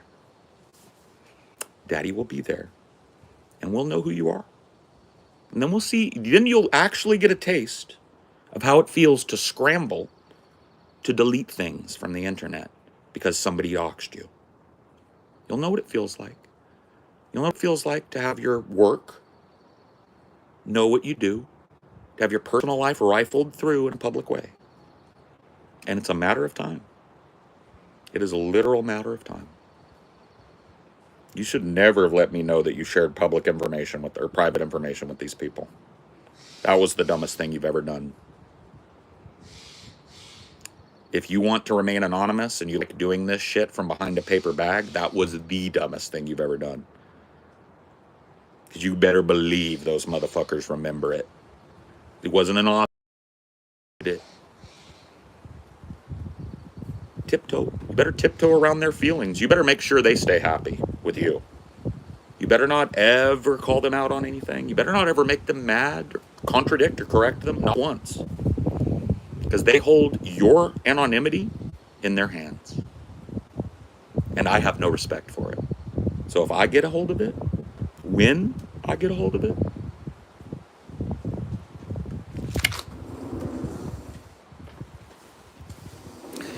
when the chips are down, these civilized people will eat each other.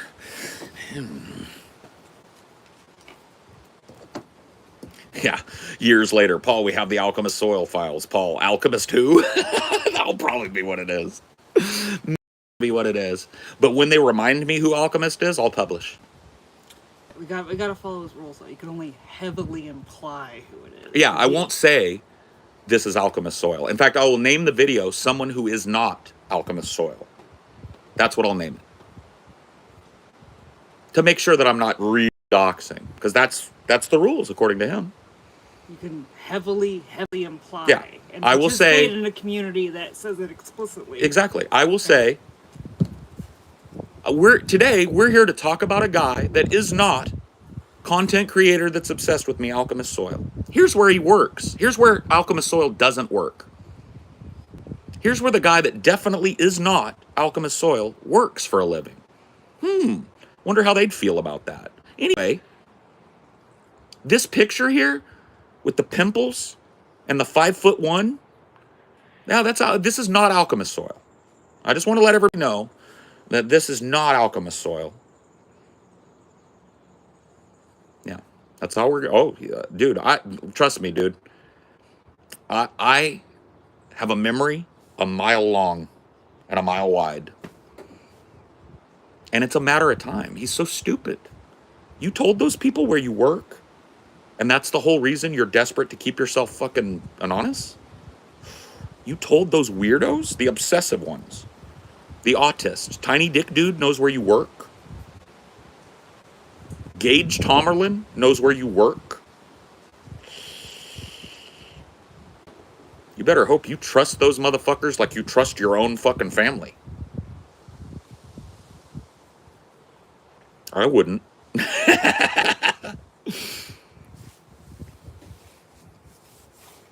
I wouldn't.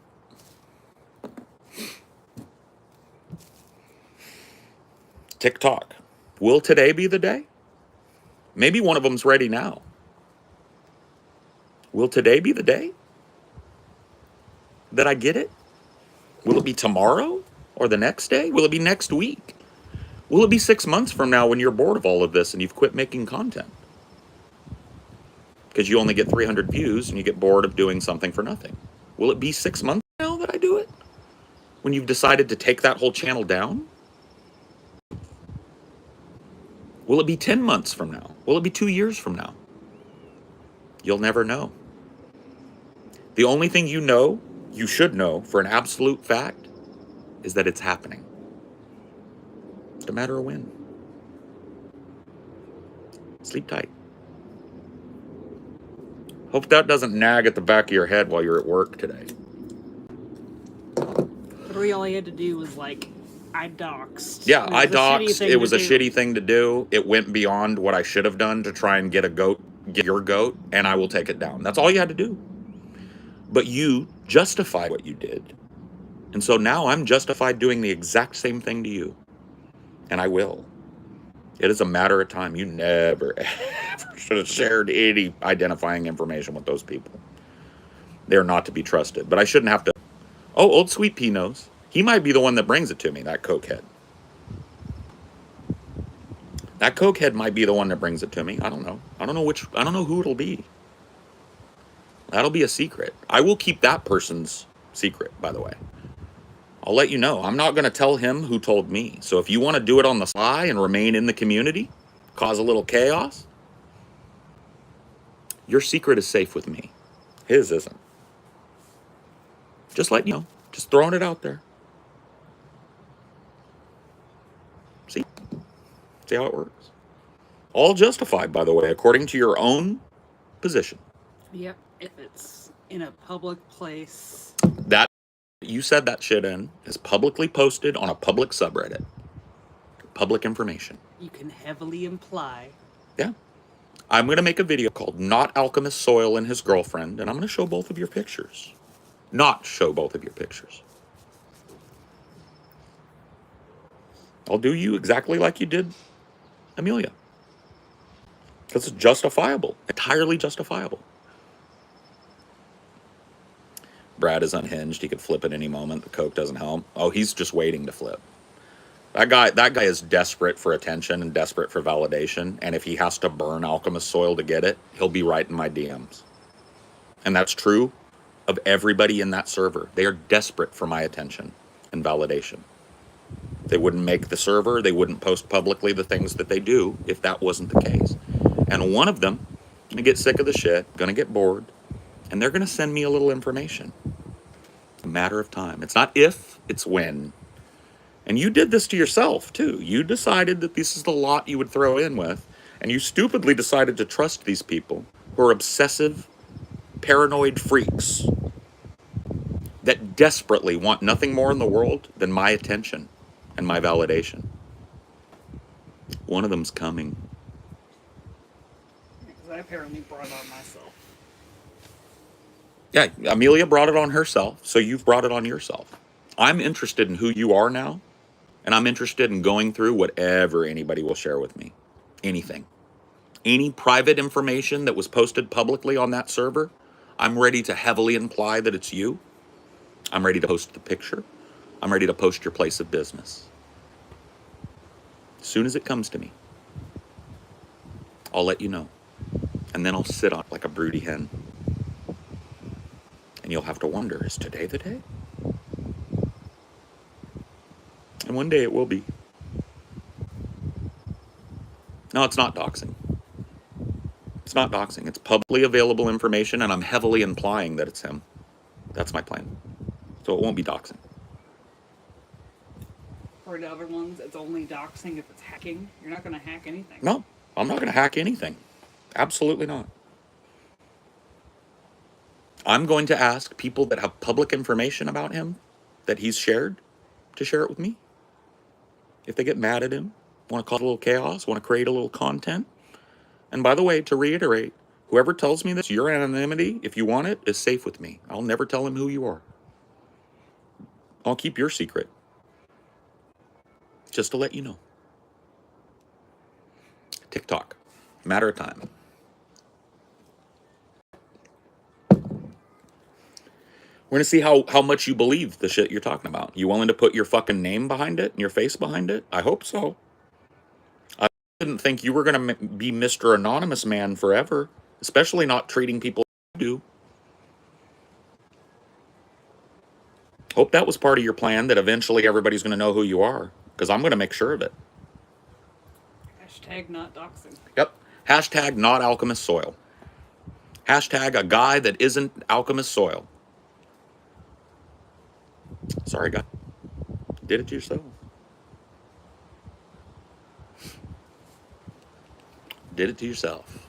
Sucks to be you.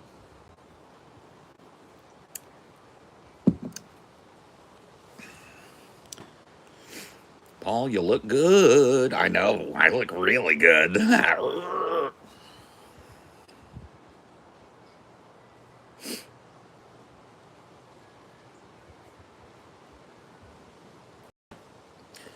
How do you know if someone feeds you false information? I'll vet it.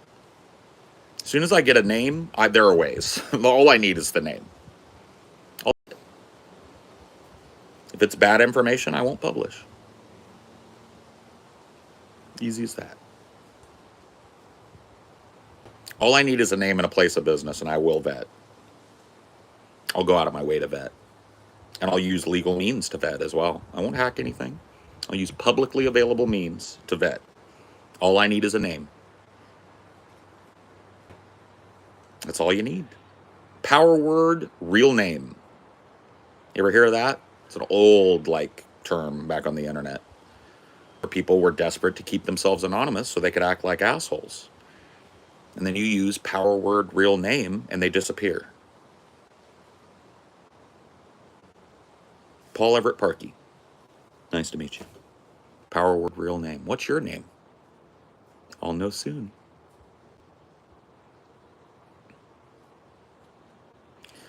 It's about to be something like Tom Soil Eddy. Yeah, it's something. We'll figure it out.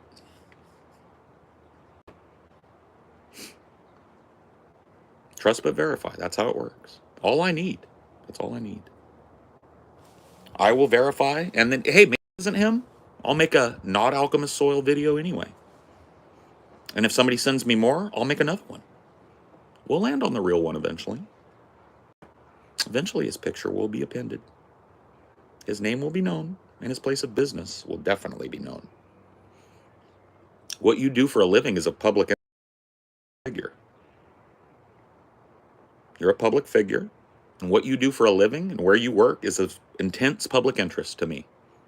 And if I find out what it is, I'm going to let everybody else that's interested know. Sucks to be a public figure, doesn't it? Not alchemist soil. Huh? Not alchemist. Yeah. Hashtag not alchemist Yeah, soil. not alchemist soil.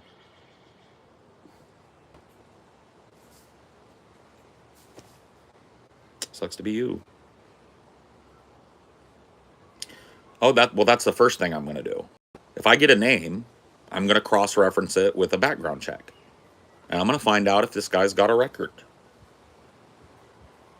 That's all publicly available information that I will dig through. You better hope he's on the straight and narrow, squeaky clean. Because if he's got skeletons, all I need is a name. Every court proceeding that isn't sealed under court order, which is usually just like rape cases and shit, public info. A little shoplifting, a little public exposure, a little drunken disorderly. I'll go through it all.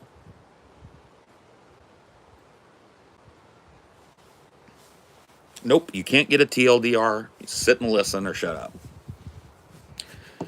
This is a 109-minute stream. There is no TLDR. So neither one of you are getting it. Don't apologize for being late. This wasn't done assuming you would be here. You're not a special snowflake in this community. You're a nobody. Nobody is going to spend their time telling you what's happened in the last 109 minutes. So shut up and listen, or get the fuck out. Ironic he called you Brett Keane when he's getting the Keane treatment. I know. I know.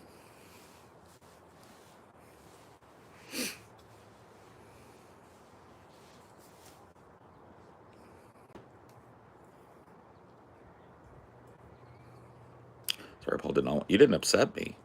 You just annoyed me.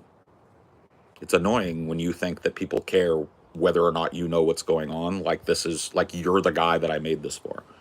So don't ever act like that. Next time you do, you're banned. Don't be sorry. Just change your behavior. That's all. That goes for the other guy that posted right at the same time as you, too. You're not a special person here. You're literally a flyby. And I don't give a fuck if you're here or not. Capiche?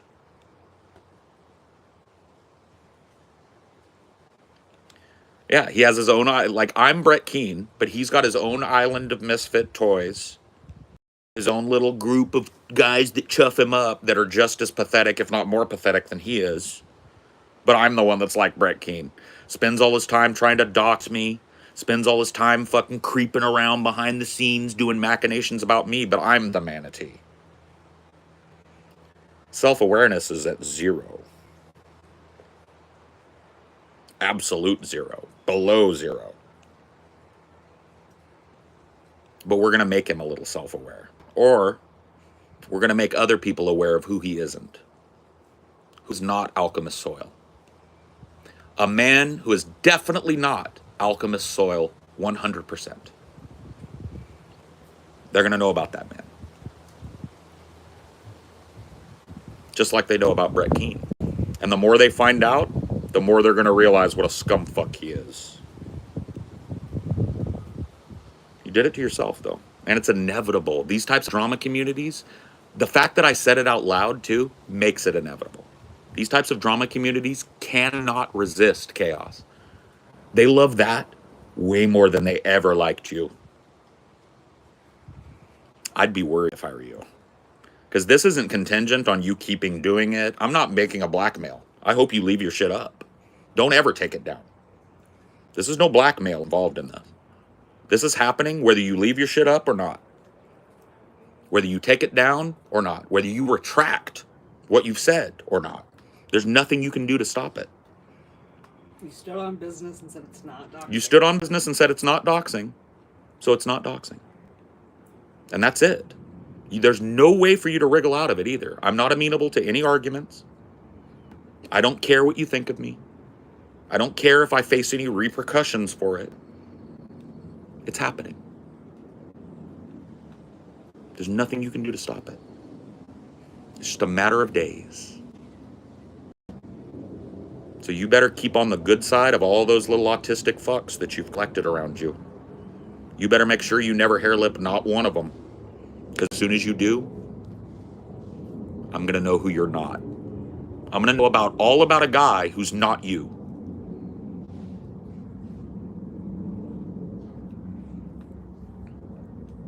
Yeah, DFF derangement syndrome. It's actually just Paul derangement syndrome. And that's his hobby. He spends movie nights talking to these autistic fucks. He chills with them in his free time.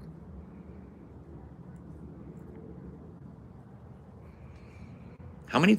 I wonder, Alchemist Soil, how many times have you slipped up? Are you thinking about that now? I bet you are. How many times have you said something that you kind of wish now that you hadn't said to them? You wish you'd kind of kept it under your hat where you work and not bragged about it? Because I'm going to know. You share your name with them? Do they know your first name? I'll know that too. Hopefully you've never posted any pictures over there, right? Hopefully you're smart about that. But if you have, or one of them has found some pictures of you on another thing, you better hope you're Mr. Careful. You better hope your digital footprint is non-existent. And if I were you, I'd get on top of deleting everything right now.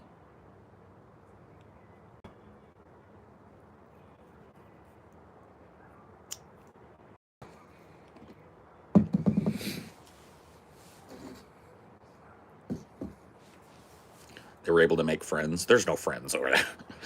Friendship is not sitting around obsessively hate stroking about a dude. That's not friendship. They are incidental bosom buddies right now. And when they start turning on each other, I'll be there. They've sowed the wind. Now it's time to reap the whirlwind. And I will do it entirely with your justifications that you provided last night. 100%.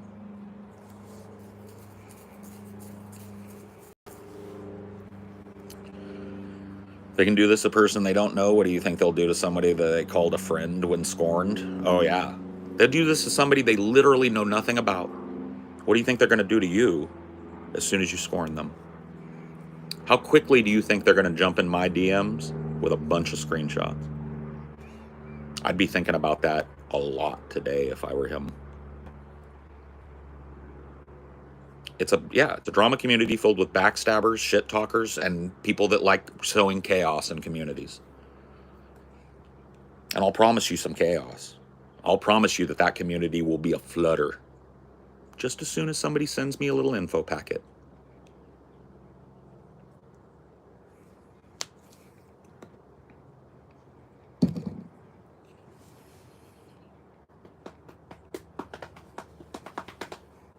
Fun times. Good times, great oldies. Oldies 92.9 KFSO.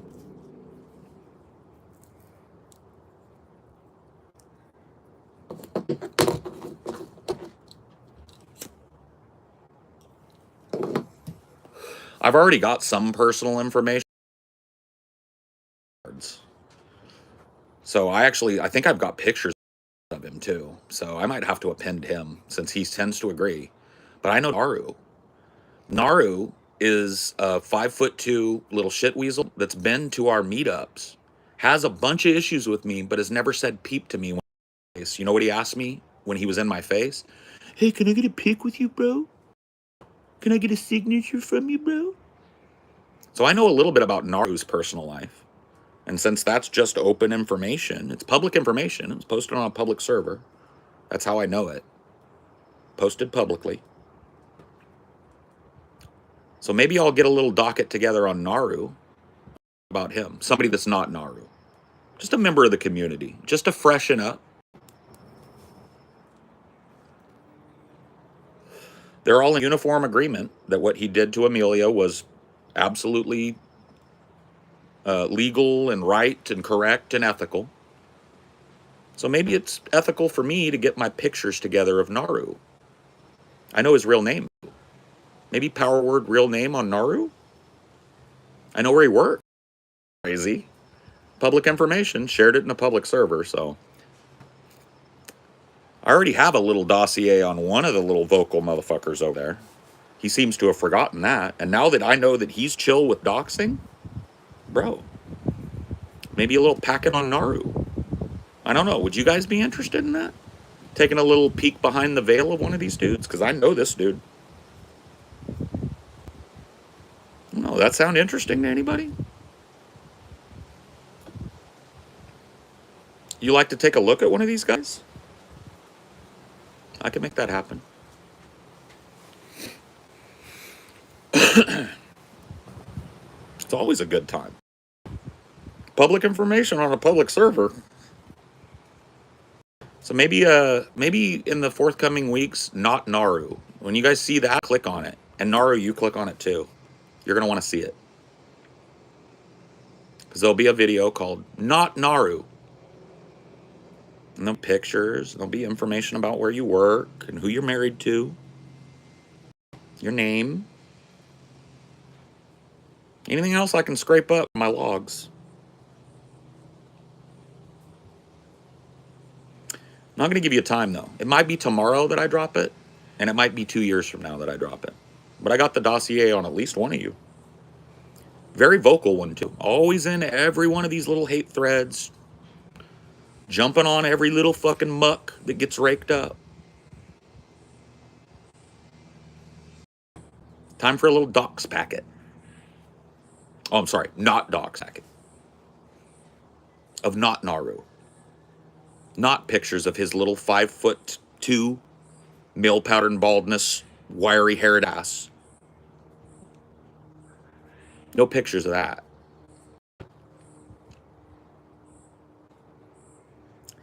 No pictures of me standing with next to the little Lilliputian with his face and his name appended to it. None of that. Maybe tomorrow. I got nothing going on tomorrow. Maybe tomorrow. Or maybe next week. Turnabout is fair play. It's all fair game to me.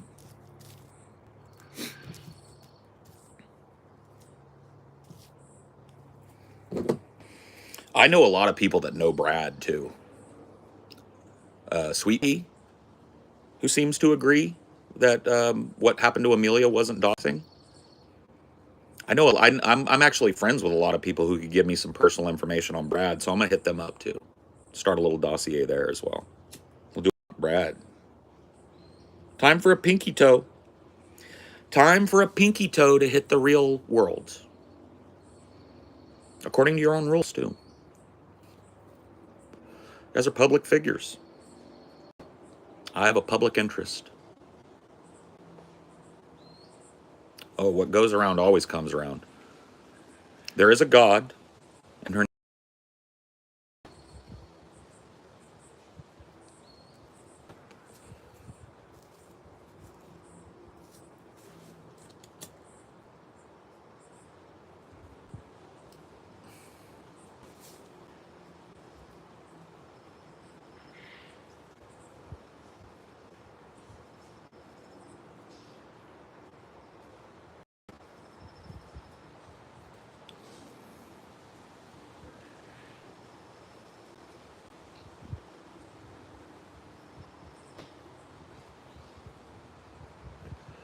They circle jerk about how ethical and based it is to dox another man's wife. They can't cry when it happens to them. They will, but it will happen to them.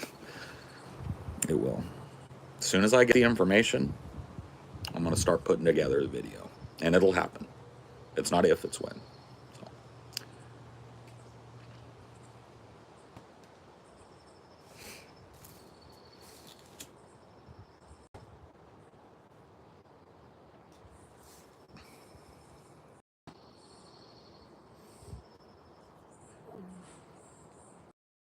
Yeah, I know a lot of people who know Naru too. And I'd be willing to bet, given how he feels about what was done to Amelia, they might be willing to share some things that I don't even know about Naru. That was shared in public forums. Yeah, I've never really thought about it from this angle before, but I know a couple of these people, and I know people who know them. So maybe we start putting together a little packet on the crew. Since they agree. Live by the sword and all that, right? Let's see who they really are. Let's see their real names. What's Naru's beef with me? This is a funny thing. Naru's beef with me is that I didn't let him continue to whole communities. So he and his little gay buddy, Finn, have done gay ops on now 2 or 3 servers of mine, where they get butt hurt because they don't have perms and they start shitting up the place. That's his beef with me. His beef with me is that I didn't give him ops. He thought he was going to get ops. Oh, and his beef with me is once I started Salt Rackus, nobody hung out in his shitty server anymore. That was his beef. That's literally why he hates me. He hates me because I started a server that people wanted to hang out in more than his shitty little server. That's it. Dude is 5'2", bald as a cue ball up top with stringy hair that he's trying to keep together. Married, but spends all day on the internet playing video games. His wife talks to him while he's in Discord calls. That's how he interacts with his wife all day. Sits in Discord playing video games, and his wife will go like, "Hey, can I blah, blah, blah? Yeah."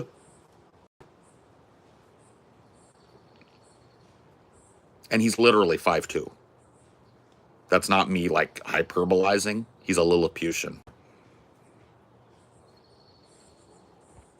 Oh, I hope it lasts forever. They're miserable.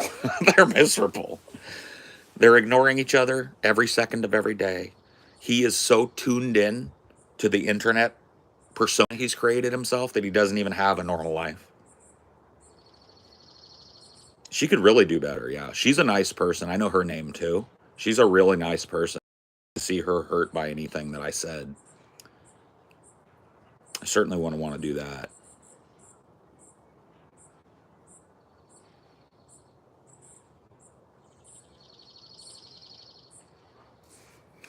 Well, I'll probably dig through my pictures, find some Naru specials, so we can get a look at least one of these dudes. Trust me, it's a sight to see. You might have to stoop down to see it, but it's a sight to see. Total fucking idiot. And they don't even realize it. They're over there digging their graves even deeper.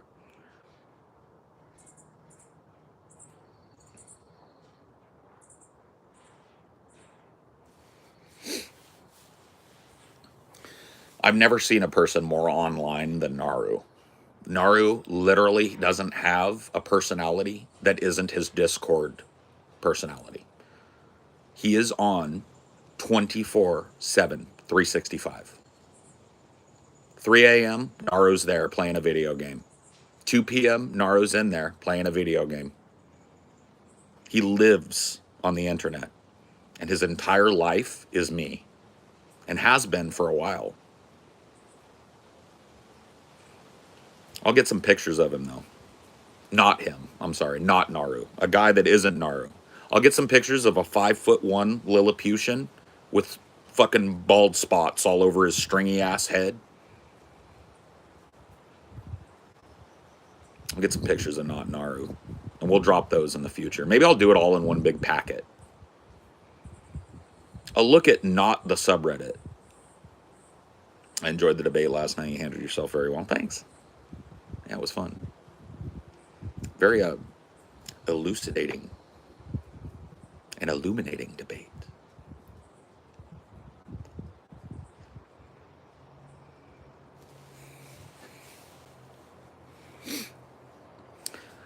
I'm telling you right now, the average woman in America could beat the fuck out of Naru. He's that small. If he was an inch shorter, he'd be a midget. And that's just the truth.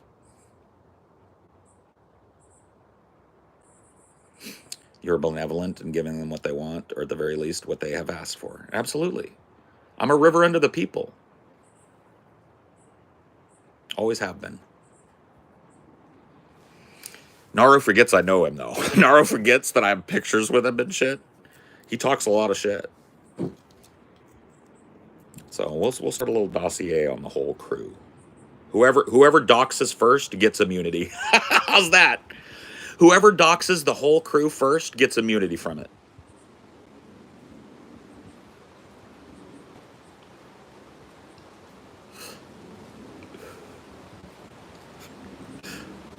Whoever gives me a fucking private info from a public server info dump on that whole crew gets total immunity from ever being exposed.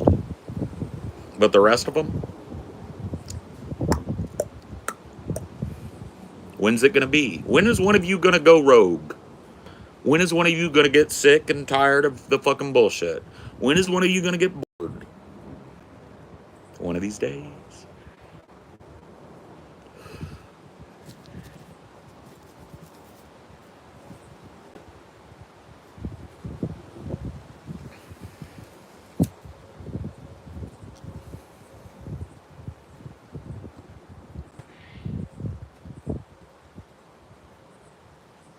I'm online a lot, mostly finding masks to customize, watching stuff on YouTube. Nothing offline. His entire persona is online. Entirety. He streams his whole life live to a Discord with 2 people in it. All day, all night. Grass is always greener, isn't it?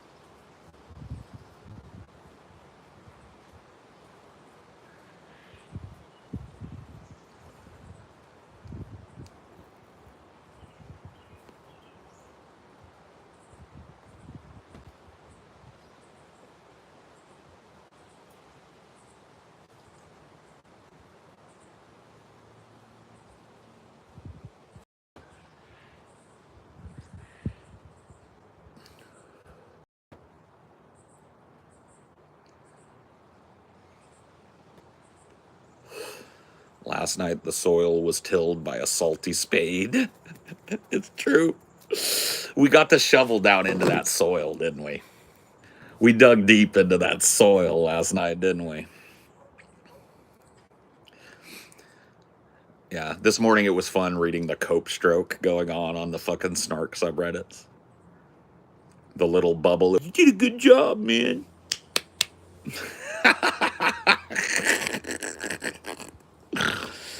I love this job, bro. Can I just tell you guys something, dude? I have to say this, okay? And this is gonna sound fucking self-absorbed, but I'm gonna be self-absorbed for a minute. Bro, I was born to do this shit. I was born to do this shit. If I was born to do anything, it's doing exactly what I'm doing. God damn it, I love my job. God damn it. Oh shit. This is life to me. You know what I mean? This is what makes life worth living. I love this shit. Oh man, it's fun. It has always been so fun. Oh man, I've yet to spend times browsing the snark Reddits. I keep forgetting what you're calling. Yeah, you're not missing anything. You could probably guess what's in there. Trucker radio redux. That's why I think I might have been to do this. Goat versus fish, because I've been doing it since I was literally 8. I've been triggering people out of their minds since I was 8. And I'm 45 and I get paid to do it. Dude, is there a I just gotta pat myself on the back. I just gotta glow for a minute, bro. My job is so awesome. It's so fucking cool. Oh man, I love it.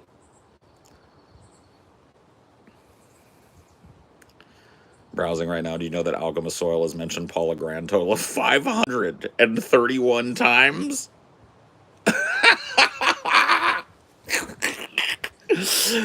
531 separate instances in 5 months, by the way. Holy fuck. What does that break down to per day?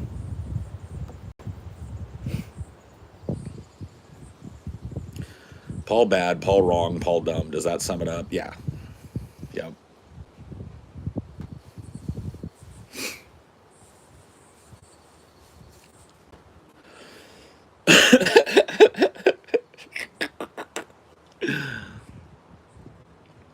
Imagine you're in a room filled with total fucking social misfits, obsessed weirdos, and those are the guys giving you your back pats. Everybody else is laughing at you, and the guys giving you your back pats are literal Quasimodos. You've got a little elf with patchy hair named Naru running around chuffing you up. Imagine that's you. That's why my job is so awesome, is because I get to lord over that type of shit tier content entirely. And I get to use it as my plaything. Because people don't understand what they're doing. Been doing this way too long. That's 6 Paul mentions per day every 5 months. Rent free. Rent free. Beyond rent free. 6 Paul mentions per day for 5 months straight. I am in his walls. I am in his walls. I live in his attic and I listen to what he does.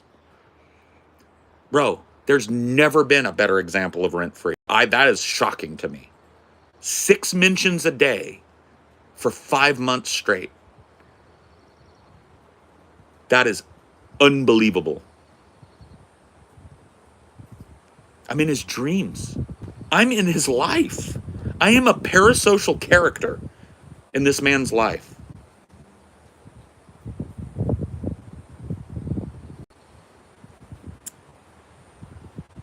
Holy fuck. And he's over there surrounded by a bunch of goddamn literal Quasimodos going, "You did a good job." And he's going like, huh? The reality is so sad. The reality is so sad. Well, he has to wake up with me on his mind and go to bed with me on his mind. You can't post about somebody 6 times a day for 5 months and they're not on your mind. Choose one. Either I'm rent free or he's obsessed. One of the two. There's no other option. That's crazy. 6 mentions a day for 5 months straight, and it ain't stopping anytime soon. That is nuts. You can just go to his account and search Paul's ego, and it'll give you every hit. Or Paul. Average of 6 a day for 5 months.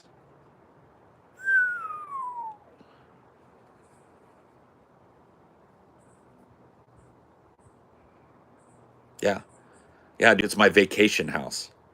My vacation house is Alchemist Soil's head. Holy fuck. That's wild. I didn't know it was that bad. I thought it was like a part-time thing for him. 6 a day? That's dedication. That's a part-time job.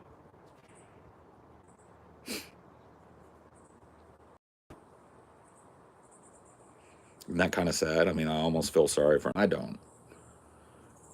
I don't ever feel sorry for life losers. Because you know why? They're always to blame for their own fucking irrelevance. There's never anybody to blame for their irrelevance and their misery but themselves. Life losers, sad sacks, hard luck stories are a dime a dozen. You dig your own grave with that type of shit? I know. It's a fantasy world, though. Like I said, This dude is lost in the sauce. He thinks that the 20 people that are over in the snark subreddits represent what people think about him. When the truth is right in his face, what people think about him is that he's a creepy, obsessed weirdo with no life. And they think that about him because he proves it. 6 posts about me per day, every day for the last 5 months. That is one of the saddest things I've ever heard in my life. Hard to get sadder than that.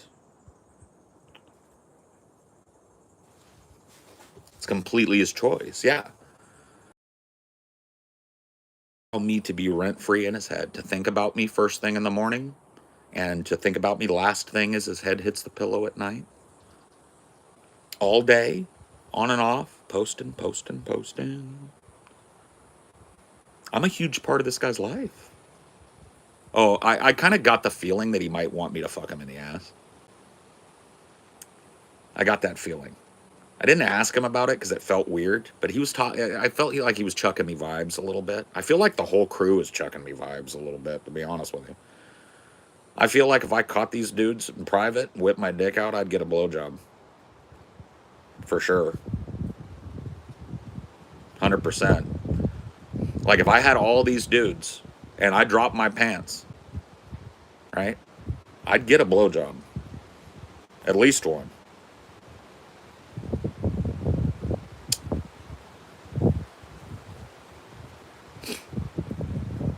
Ain't that a daisy?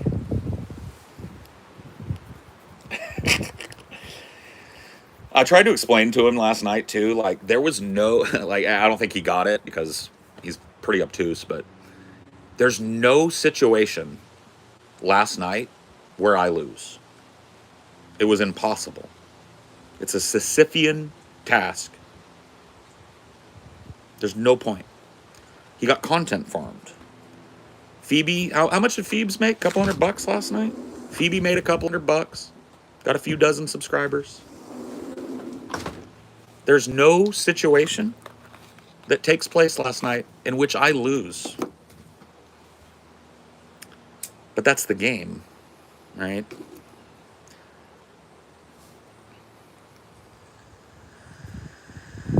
Alchemist Soil would never show his face. Ever. He won't be in Jersey. He won't be anywhere. If we do a meetup in LA, he won't be there. He doesn't have the balls. He told you last night.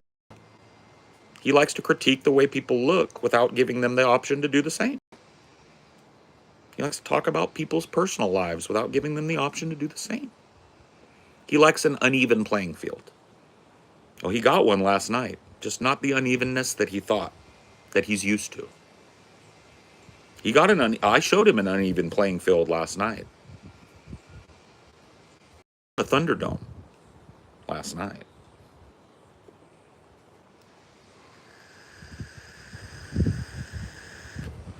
There's never a situation in which I lose. He could have utterly reduced me to blubbering tears, and I'd be right back on my show tomorrow making money.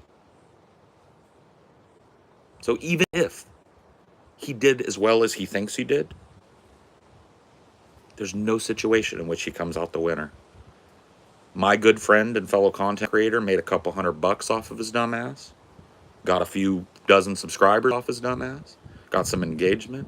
Grew her channel. And I got to have a little fun. There's no situation. He could have reduced me to a sniveling, blubbering mess and had me recant everything I ever said. And you know what would happen on Tuesday? I'd be right up there making money. I tried to explain that to him, but he didn't hear it.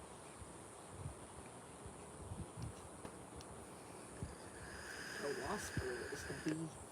Oh, go away. That is a yellow jacket. So our wasp thing isn't working. No, I mean they're going to be around. Yeah. The yellow jacket wasp things that they put out keep them from setting up a nest. Nice. It doesn't keep little ones from getting in your yard and sniffing around. But we'd be seeing a lot more. Yellow jackets are like flies that sting. So if we had a yellow jacket problem, we'd be getting them. They'd be landing on us. There'd be 10 of them right now that we could see. Mm-hmm.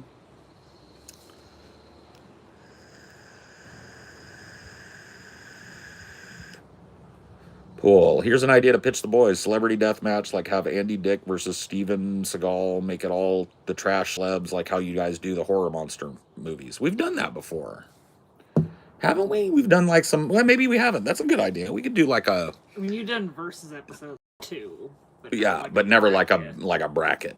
Yeah, that might be. That's actually not a bad idea. And we haven't done one of those bracket shows in a while. It's been a few months. You think it was Halloween last time we did something like that? I'll pitch it to the guys.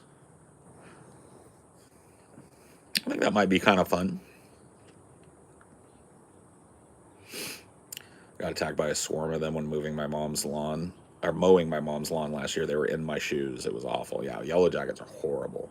You stumble on a yellow jacket nest and they sting the fuck out of you.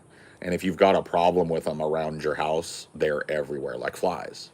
Like they become a pest that lands on things, that land in your hair, be on your neck, stinging you. Yeah, I mean you're never gonna live in the woods like this and never see a yellow jacket. But the idea is they're not nesting anywhere near here, which is good.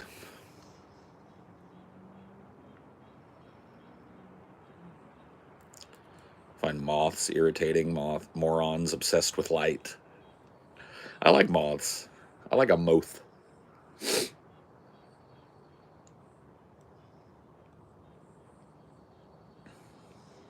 Flies are annoying because they'll have options to eat, like in that yard at the other house.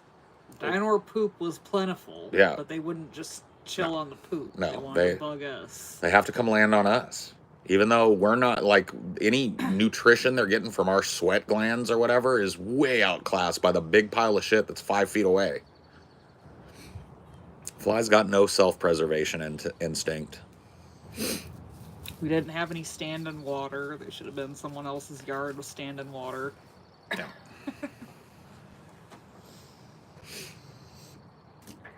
Go. You gonna head out? Yeah. Okay. I love you, baby. You be careful. I will. Are you sunning yourself, D? You in a sunny spot.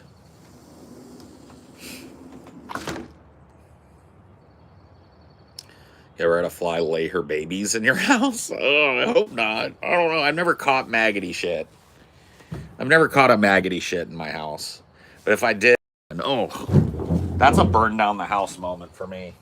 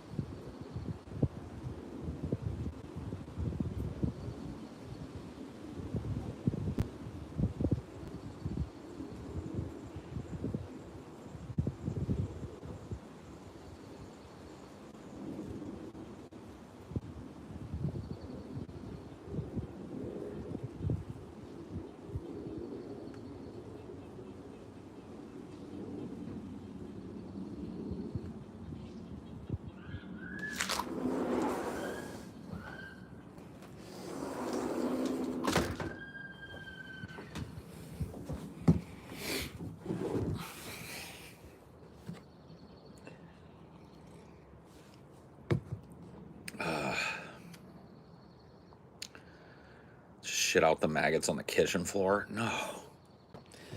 No. Please no. Please no.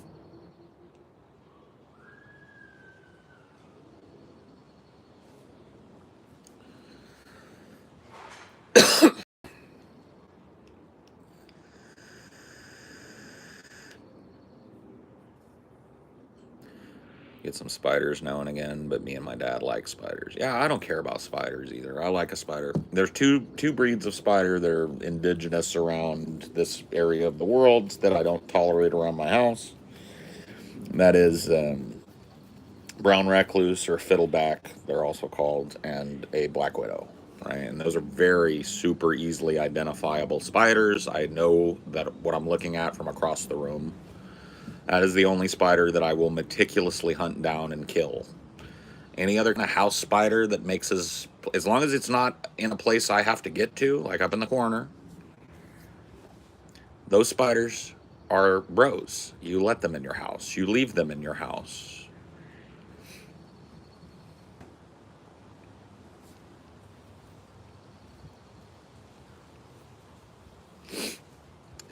People mistaken wolf spiders for brown recluse. Yeah, brown recluse are really easy to spot as soon as you know the trick. They're called fiddlebacks for a very distinct shape on their back that is the shape of a fiddle. Very like a fiddle or a violin, right? And you can go look up pictures of them, but that is how you know that you've got a very dangerous spider on your hands.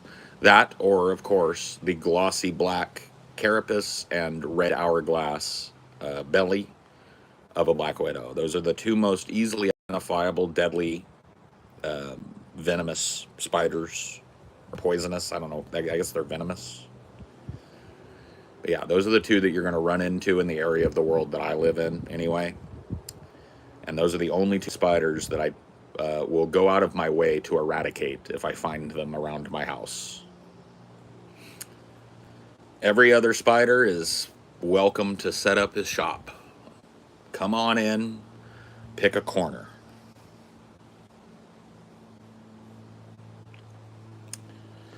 Our parents should have just named you like a...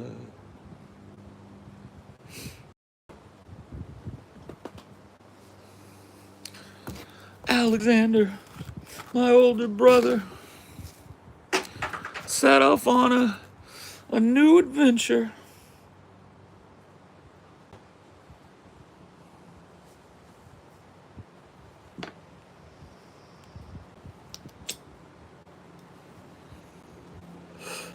From the West Country, southwestern UK, we get flies, moths, spiders, butterflies, bees, crane flies, and wasps. That's not too bad. That's not too bad. I could live with that. We get all that and more here. I mean, this is really, the biodiversity in the area that I live in is insane. I mean, there's probably 5,000 species living on my quarter acre of land.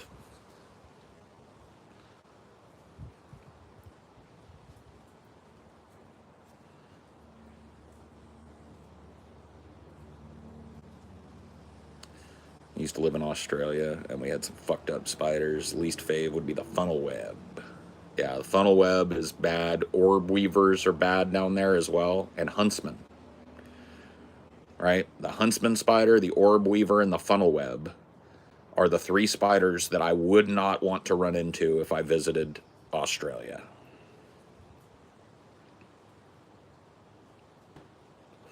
Because they're big and gangly.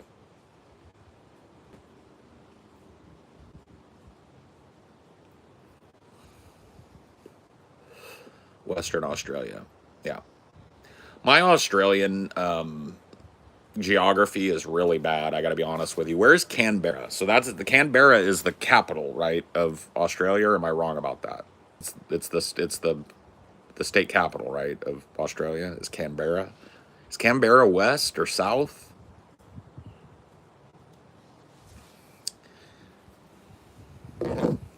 Occasionally crickets, but very few. Oh yeah, I love crickets and frogs. I love night singers.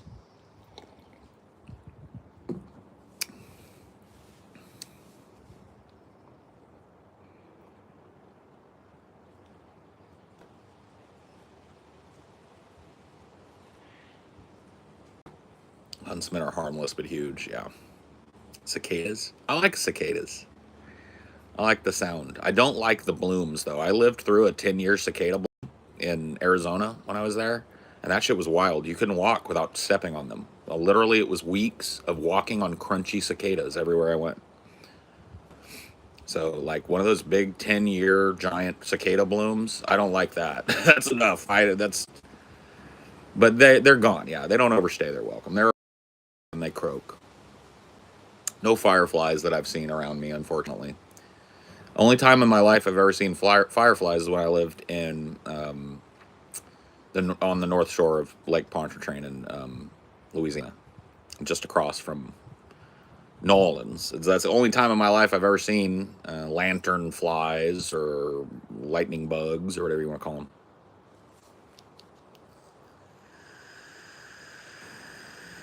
Yeah, the guys were telling me that. It blew my mind because I had a. You guys probably remember this if you watched me for a long time. I had an apartment in Louisiana for a while that had a porch. I was on the second uh, floor balcony. It had a little balcony on it, and there was really some wilderness back where my apartment complex was, and my balcony looked out onto that wilderness, and it was kind of magical. The first time in my life I ever saw lightning bugs, and they are just absolutely amazing to see. And I could see 5 or 6 of them, popping up here, popping up there, and it was just like, wow. And so I talked to the guys about it, and TJ fucking blew my mind. He was like, dude, Paul, when we were kids, you used to go outside, and there were so many of them that it lit up the ground and shit. Like there would be thousands of them. But they started doing these municipal spraying, bug spraying, pest control things that basically destroyed the lanternfly or the lightning bug or whatever they were, right? Destroyed them almost completely to where you see, if you're lucky if you see 3 or 4 of them now. Kind of sucks, dude. I wish I could have seen thousands of lanternflies lighting up the ground with their light.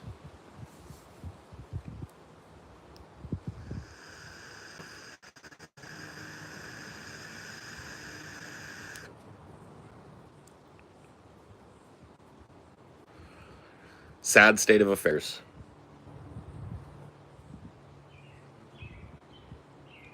Yeah, yeah. I mean, when I saw them, like I said, not numerous at all.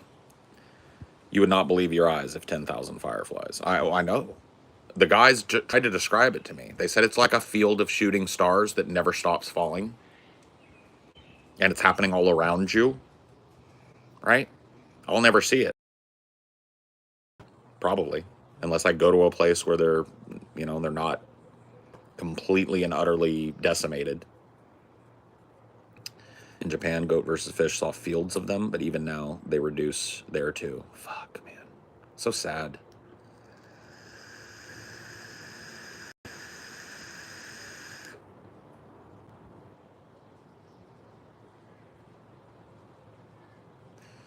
Time coming back home at 3 a.m. drunk from a city that's 10 miles away, my dad spotted a fox near where we live and started talking to it. It seemingly listened. Foxes are smart, bro.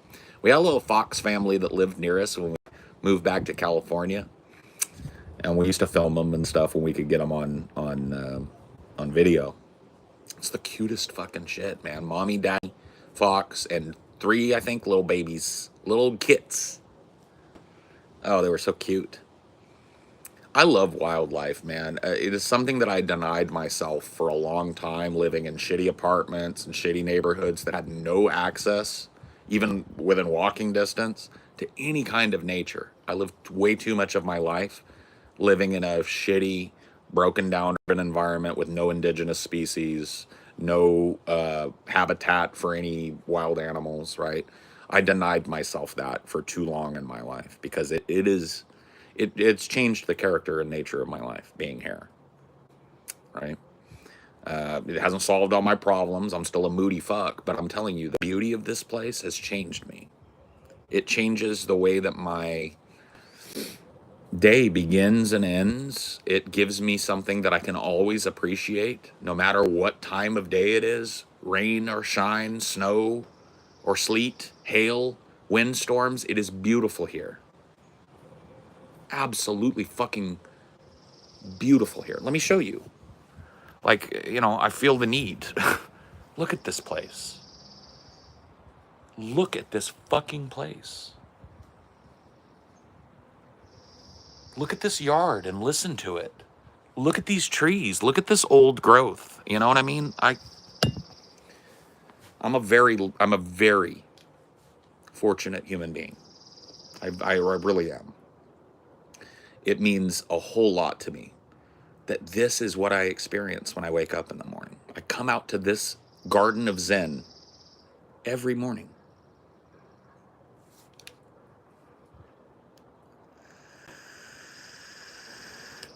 You've gone into the woods and your hair grows shorter. Truly, you defy expectation. That's me, goat versus fish.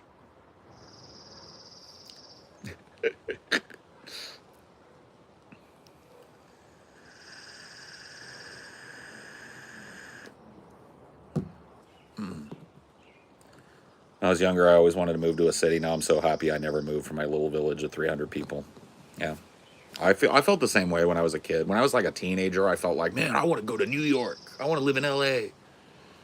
And, I was really kind of drawn to that. But as I've gotten older, man, my appreciation for quiet, peace, and nature has absolutely exploded. And my mental well-being and personal well-being has skyrocketed as a result. I mean, it's absolutely incontrovertible, you know? And it's something that I'll never deny myself again, unless I absolutely have to, right? You have to live how you have to live. The future ain't promised and all that, but if I can make it happen, I will die in a place like this. I won't spend another week or month of my life living in the middle of a fucking suburban hellscape or in the middle of a fucking loud ass city. Never again. Unless I have to.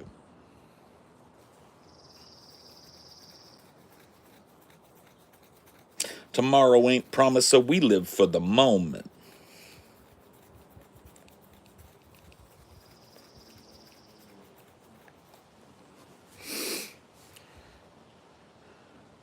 One of these days you should take us through the backyard and the trees. Oh yeah, I could do that. Maybe one day I'll just sit up out there, take my chair and just sit in the trees.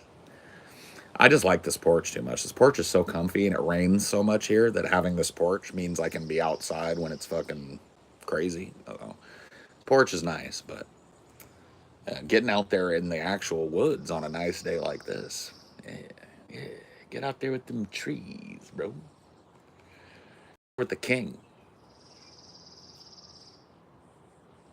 Over 20 feet in circumference, that bad boy right there. Gotta be over 100 years old. Maybe close to 200 years old. Bother with bonfires? I wouldn't call it a bonfire. I've got a fire pit made out of the steel drum of an old washing machine. My stepdad made it for me. Very oaky, but it's the best fire pit in the world. All those holes that are in the drum radiate heat, and it keeps the fire contained. I have a piece of steel mesh that I stretch over the fire to keep popping from happening because I'm out in the woods. You don't want embers, right? So I wouldn't call it a bonfire, but yeah, just the other day I did a fire. Me and Amelia made some s'mores. A hammock out there, dude. Let me show you something. Because I've wondered about this since I moved in here. So this tree right here, let me see if I can zoom in on it. Where's it at? Yeah, there it is. See right there? It's got like this hook. And then over here, there's another one. So I think that they might have strung a hammock between these two trees at some point. This one here, that little red loop on the side of it there, to this one over here, has a little loop on the front of it. I gotta think that those are anchor points for a hammock, because I can't think of any other reason why they'd be there.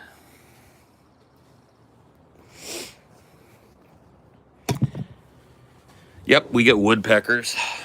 A couple of days ago, I was doing a stream and there was one pecking his way through the whole stream, man. Brrr.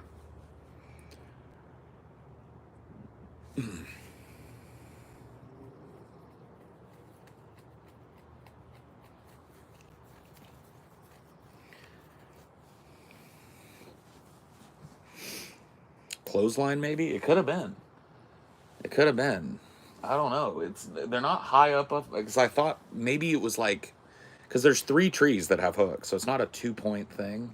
Maybe you have to have 3 points to hook up a hammock. I don't know, but I thought maybe like it was like for anchoring like a cover, so you could have cover out there and get up underneath it with chairs. But it's not high up enough off the ground. Like it hits me right here, so that doesn't make any sense. So it had to have been, like a hammock. And if that's the case, I've already got the anchor points for a hammock. I just got to get a hammock.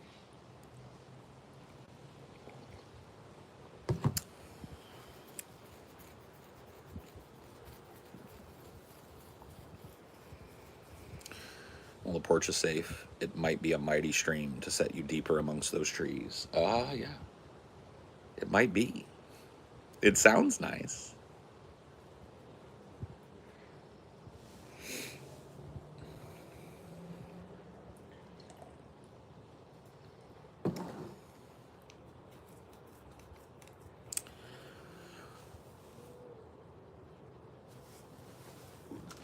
Come on, Shaggy Butt.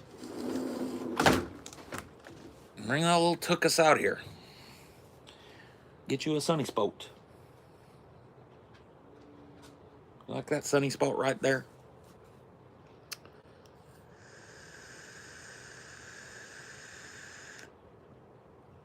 There are hammock tents that use 3 points. That might be what it is then. Because, yeah, it's definitely like a 3-point setup for whatever they had there. So it might be like a big hammock or, I don't know. I fucking don't know, bro.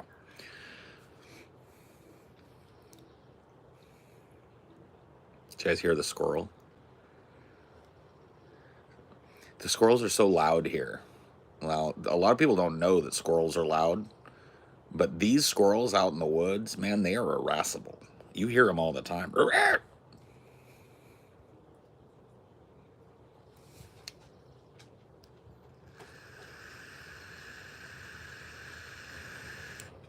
It's 11:30 p.m. here at the moment, but when it's sunny, it's nice around here. And got wooded hills in the distance too. That's nice. I was talking about it yesterday. One of my favorite things about this is the 3 p.m. gloam that happens when you're under the canopy of a forest like this. It's like while everybody else still has like 3 or 4 hours to bake in the sun has gone down below the canopy, right? It's behind the tops of the canopies of the trees that you're under. And so all of that light and heat and radiation is filtered through the trees, and it creates this soft, cool environment, right? Where the air is way cooler than it would be if you were standing in the sun. And every breeze just feels like a little kiss. And that happens every night in the summer. Every night in the summer around, well, not night, every afternoon around 3 p.m., my home here in the woods goes into the gloam. And that sun is behind the canopy and it's filtering through the light. It makes this beautiful, soft, golden light. And it lasts all day. And then at the end of it, the cool breeze picks up.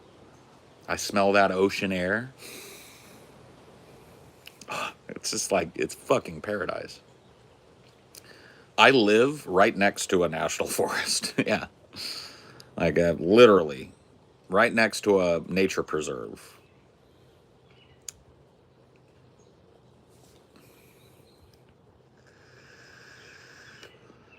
Yeah. And during the golden hour, my hair becomes fire engine red. It's kind of crazy. Yeah, all of the red that's genetically kind of mixed in. 'Cause my mom's a full-blown redhead, like full-blown Irish redhead. So my dad is a dirty blonde, and I've got half and half, right? There's a lot of red in my hair, yeah. You heard my fart? Cool. You want to open your mouth? I'll pop another one right in your mouth. You want to open wide? I'll shit one right in your mouth if you want.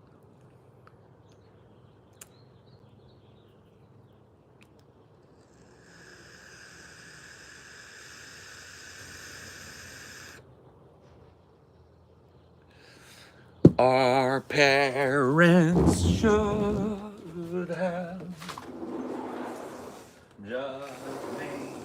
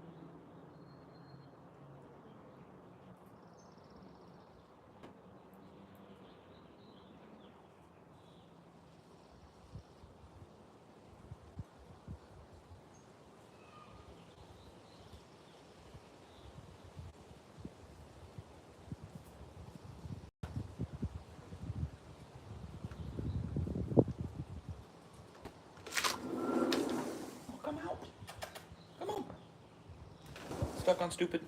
Okay. You stay in there. You stay in then. Now you come out. Unstuck.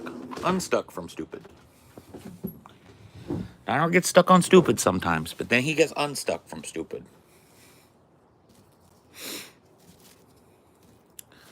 That's the way it works, huh, D? You tell him, Dirty D. Sometimes you get stuck on stupid, don't you? But then stupid goes away and you're back. That's the way it works, huh, D? You tell him all about that. You got some recessive red in there somewhere, friend. Yeah.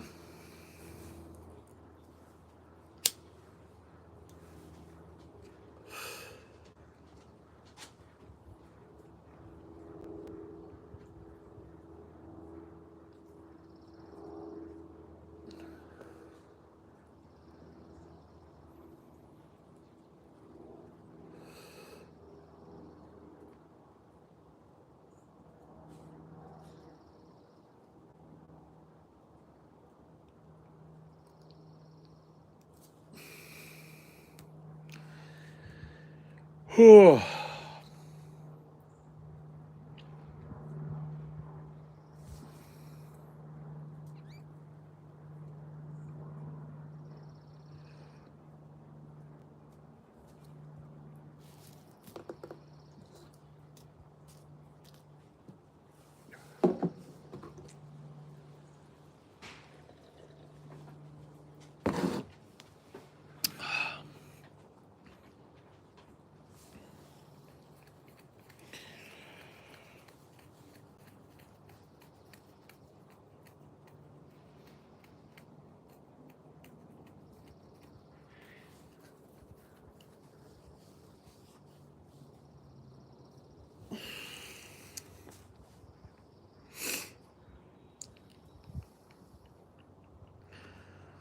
Richie the barber keeps claiming he will fight me?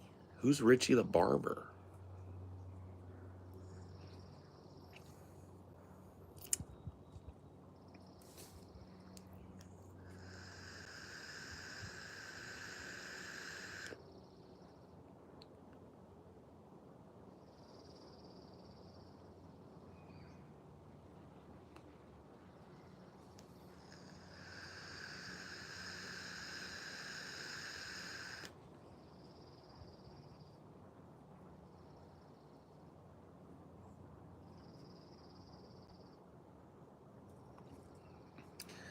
I love you, Pookie Paul.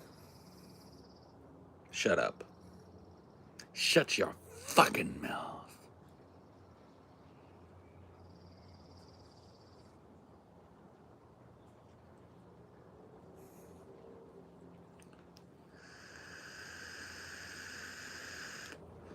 Keep sleeping and waking up tired as hell. How does that work? Welcome to the workforce. Yeah.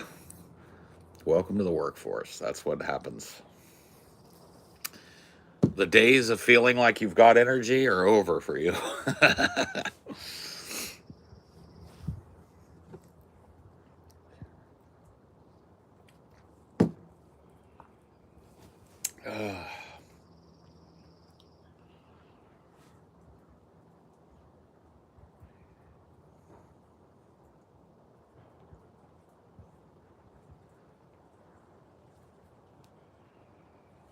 Baba Booey. Tata Toothy. Mama Monkey. Rah Rah Retard. Fa Fa Foley. Fla Fla Flo Fly. Papa Fofo. Etc., etc., etc. Happy Pride Month. Thanks. Happy Pride Month. Yesterday at the Comedy Store, the closer wore a goat versus shit. What? A shirt? You're infiltrating. The versus grows. The versus grows. Will the versus be able to make it back east? Will the versus be coming to Clifton, New Jersey? on November 1st. Will the versus come? Or is the versus previously engaged? Because we would love to see the verses. I want to have a musical versus with you because we've never done a musical versus together. There is an invitation, of course. You may come. We would love to have you. And if you would like, I can get you a pass. So you don't have to buy your ticket. You just get a hold of me. You see? I'll sneak you in. Shh. But absolutely. You can assume, Goat versus Fish, that you have an open invitation to any appearance that we make. Your presence at our meetups makes our meetups all the better.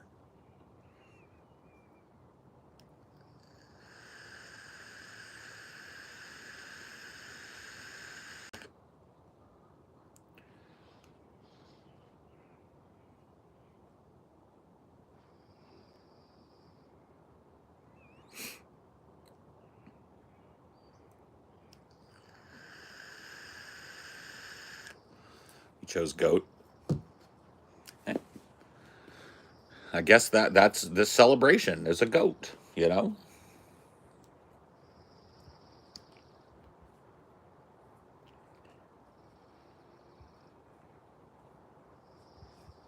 Goat versus Fish killed the competition in the talent show. He really did. He really did. Do you be goat? Do be do. Do be do up. Do you be fish? So I'm like, I have my fish card somewhere too. I'm a card carrying fish. I've got it in there. I can't exactly remember where it was, but I've got it somewhere. It's in there, for sure.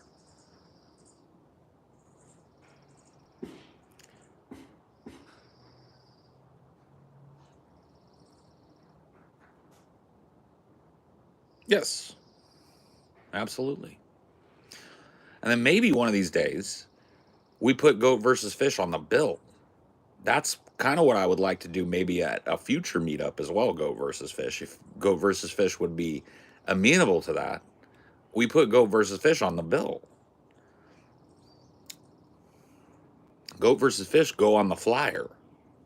Goat versus Fish, one of our opening acts. I think I would like that.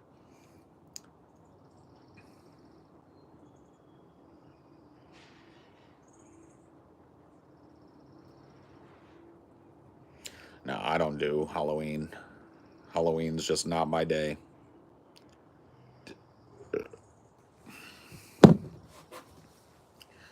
Shooby dooby, shooby doo wop.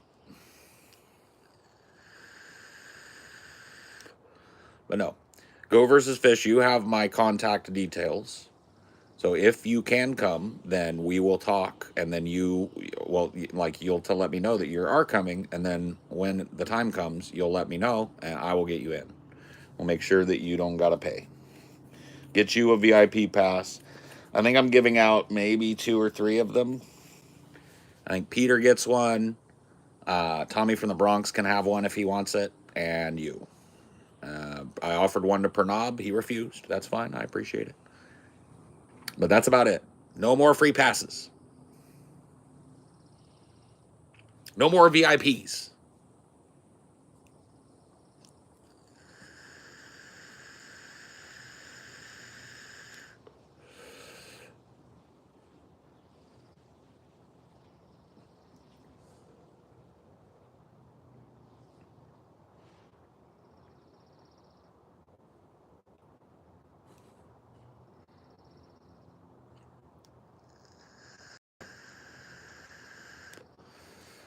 Yeah.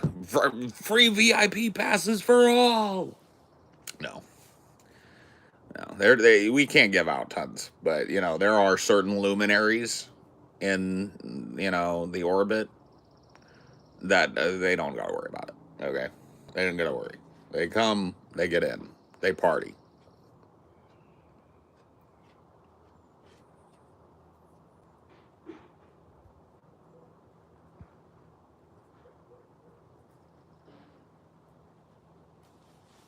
Yes, yes.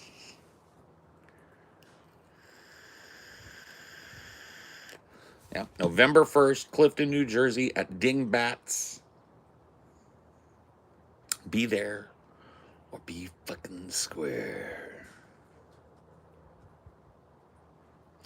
Trump is going to look down on me. No.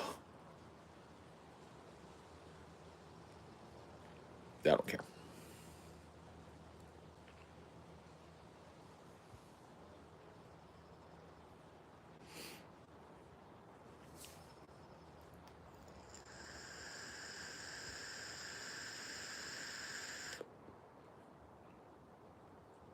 There's some hot bands incoming.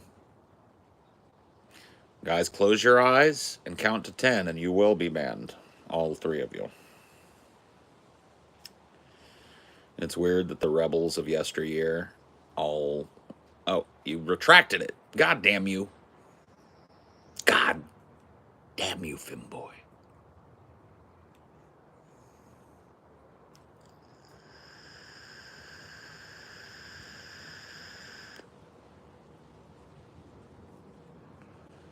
Time to catch up to you and Jupe and do an awakening. You won't. It won't take much to catch up with me. I ain't played much. My play time has plummeted. I think I played an hour maybe this whole week. Not looking good. But that's the way it is with these survival games. I just get tired of the fucking constant grind of it. Like, it gets boring to me eventually. So unfortunately, I think that's happening with Dune Awakening. Yeah, I mean it's one of those jobs that wants you to know life it, and I don't have the time or inclination to do that with a video game right now. So it's kind of hard. How long do you think Trump's ceasefire is going to last before shit hits the fan? Hasn't it been broken twice already? I thought it was broken twice already. Yeah, I don't think it's actually a ceasefire. I don't believe when they say ceasefire, it means nothing to me. There needs to be a negotiated peace and an end to hostilities. Ceasefire is just a pause, right? If that.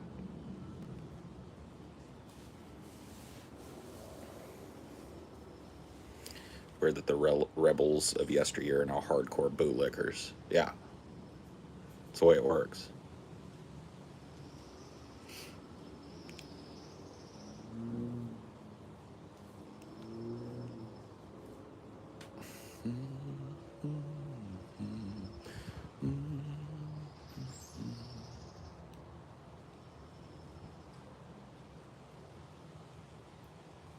What are you looking at, T? Who you see over there?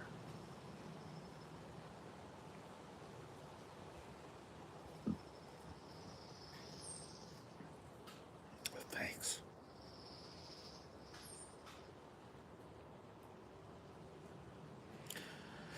Dirty old, dusty old, crusty old D.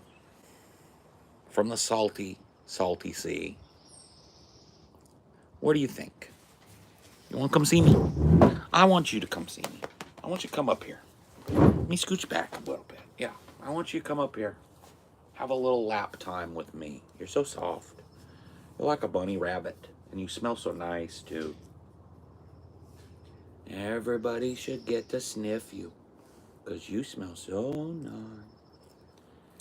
And you're so pretty. And you're soft like a bunny rabbit. He's so soft. And he's so pretty. He's just a perfect little boy. So sweet. Too sweet. So sweet, and he can't be beat. Deep deep deep deep doo.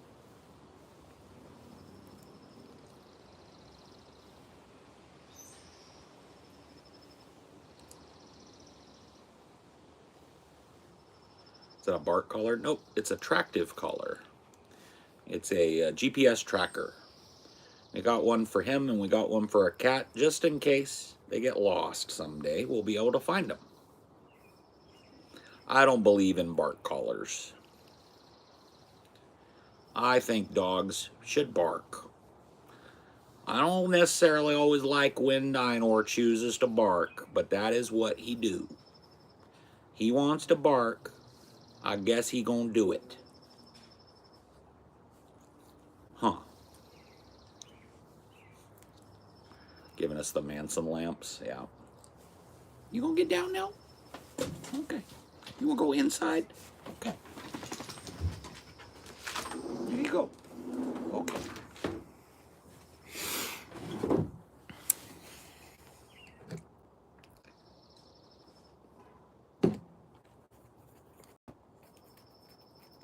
I find it weird some people get chips. He's chipped. It's not weird. It's pretty standard. Everybody should do it. Like if you get a pet and you care about that pet not getting lost, getting them chipped is one of the easiest ways to make sure your pet comes back to you. Doesn't hurt them at all. It's a quick and relatively cheap procedure, and it makes sure that your dog can be identified if they're found by the pound.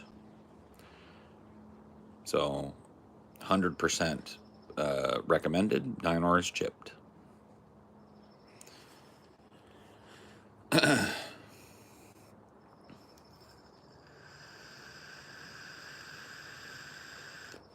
Where's the chip usually go?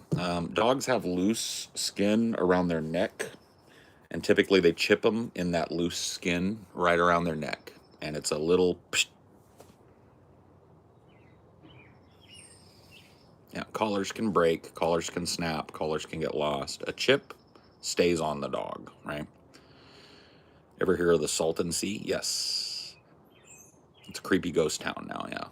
Because they drained the lake.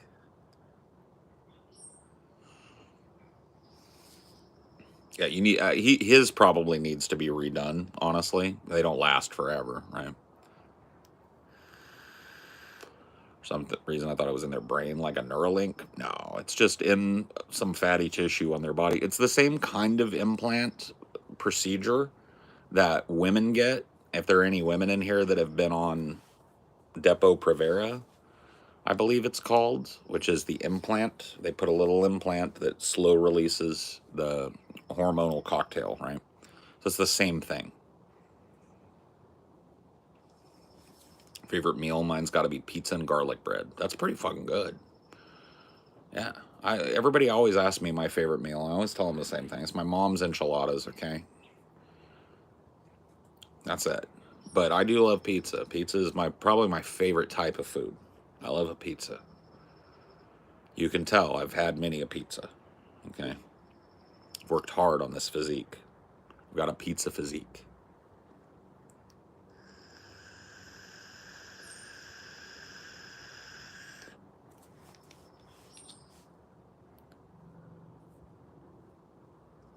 Tacos. Tacos are good. What kind of tacos go Gothica? Are you talking like hard shells?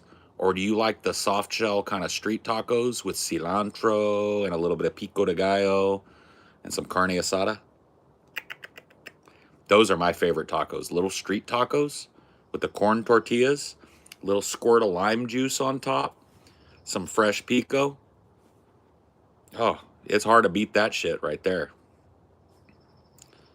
Never go wrong with chicken fried steak. That is true. Have you ever had chicken fried chicken?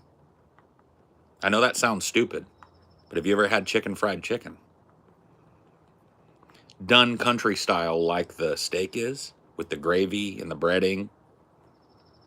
Pretty fucking good. You can get that, I think, at Cracker Barrel. That was one of my favorite things to get at Cracker Barrel. My absolute favorite thing to get at Cracker Barrel, what was it? I used to get it. Their meatloaf. Cracker Barrel's got a meatloaf meal, and that was like comfort food for me, man.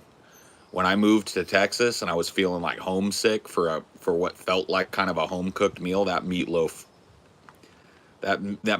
did me proper. Cracker Barrel, yeah, dude. Cracker Barrel's good eats.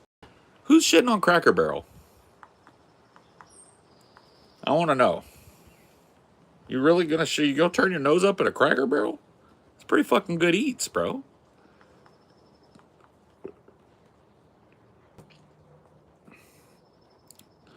I'm I'm a bland motherfucker. Slightly fried carne asada tacos, meat and cheese only. Boring. No, that's fine. Hey, do it how it sounds like. It's probably pretty tasty. I just like I like to throw that a little bit of like queso fresco in the mix, a little bit of pico, a little bit of hot red, a little bit of hot red salsa on there, and then a squeeze of lemon or lime on top. A little bit of guac. Yeah, a little bit of guac on the side. Maybe dip it in the guac and go. Ooh, buddy. Waffle House is dank. Yo, you trust me. I know the power of a Waffle House, okay? I've been there, dinner and a show. I know the principle. I've done hundreds and hundreds of Waffle House trips. You understand? Mom's home. Mom.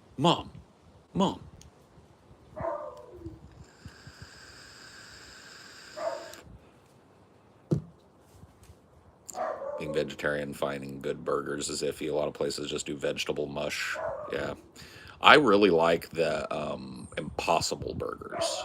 Amelia gets a big pack of those every time she shops, and some buns, and they're super easy. You take them straight frozen, throw them in a pan, heat them up, get a good sear on them, cut up a tomato. You know what I mean? You got a big, juicy, fulfilling burger. I'm not gonna lie to you and tell you it tastes exactly like beef, but it's pretty fucking close. Chorizo queso, yeah, yes. Queso, yes, yes.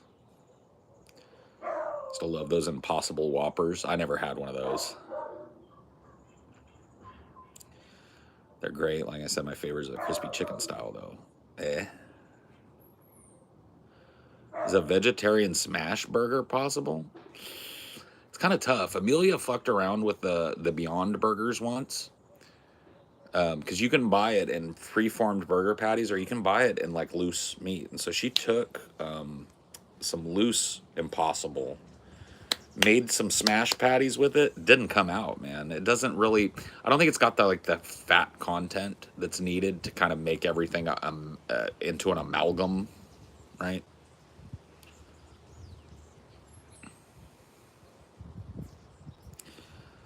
Yeah, that's what makes a beef smash burger so good, is super high fat percentage. 70/30 beef is often used in smash burgers because it just, all that fat crisps up, right? And it creates a super crispy, flavorful thing. You don't really have that fat. Food should not be impossible. It is now, though. Can't deny it. It's possible.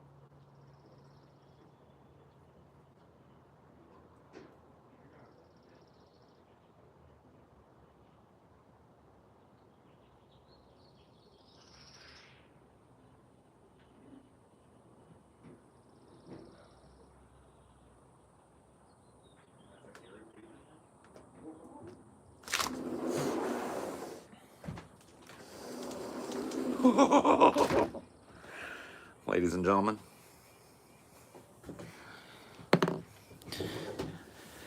we have liftoff.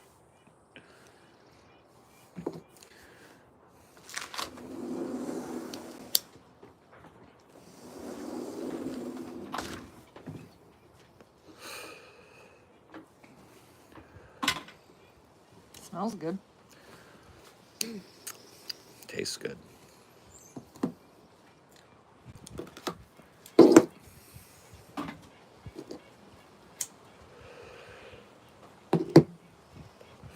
Another suggestion or something you chose? Amelia chose this one because she remembers I liked the strain Gary Payton. And this is a keef infused blunt of 100% Gary Payton with a tobacco leaf wrapper. This is heaven. If Is there it is tobacco? one. Are they allowed to do tobacco? Yeah. Okay. It's a tobacco leaf wrapper that they use. Maybe this one isn't, though. Because I feel like they've have a It smells hot like line. tobacco, though. Yeah. I can smell, so. Yeah. I thought they weren't allowed to mix them. Maybe they're not.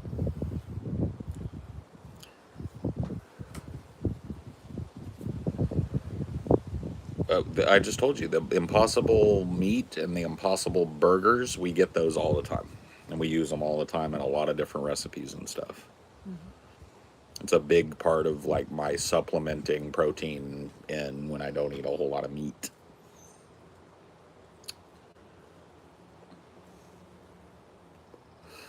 Baked beans on toast is slop.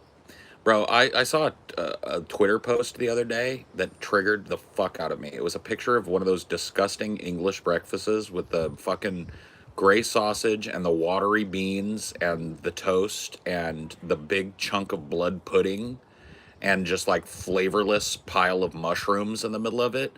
And the person posting it was like, there is no better breakfast on the face of the earth.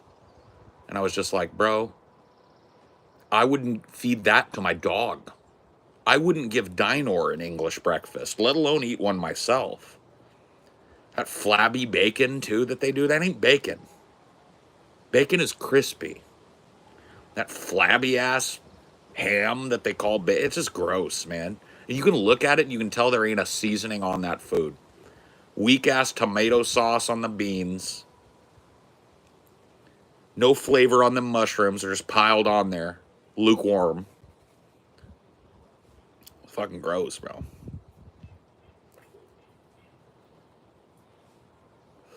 Yeah. Just a plate of sog. Plate of gray sausages. Liquidy fucking beans. It's disgusting. But they'll act like it's the best thing on the fucking planet because they've never had an American breakfast. Never had some biscuits and gravy with 6 slices of crispy bacon and 3 scrambled eggs and a piece of toast.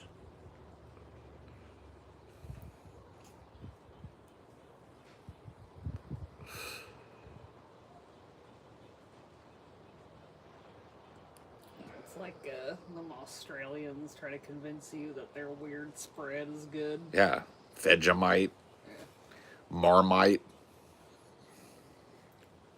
That's survival food, bro. It's like the leftovers of beer bacon or some shit. It is, yeah. It's the barley that's used in beer, and usually they would throw it away or feed it to cows, but they found a way to make a spread out of it.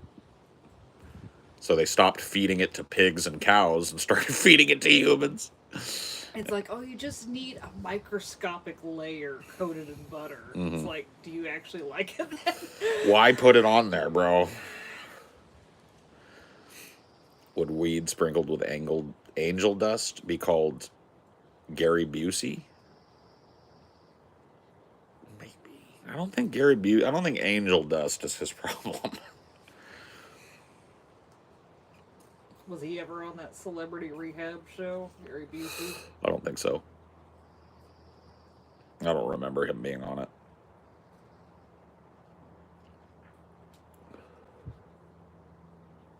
Remember that fucking Gary Busey dog court or whatever we saw one time? Mm-hmm.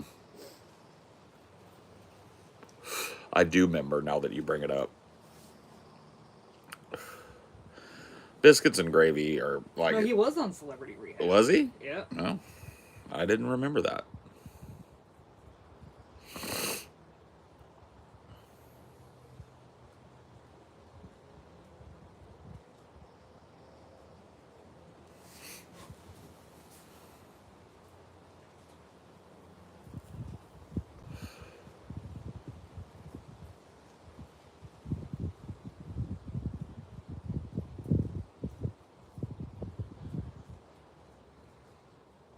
A lot of his behaviors from a brain injury from a tumor and a motorcycle accident. Well, it created a monster. Yeah. Created a beast that nobody knows quite how to deal with.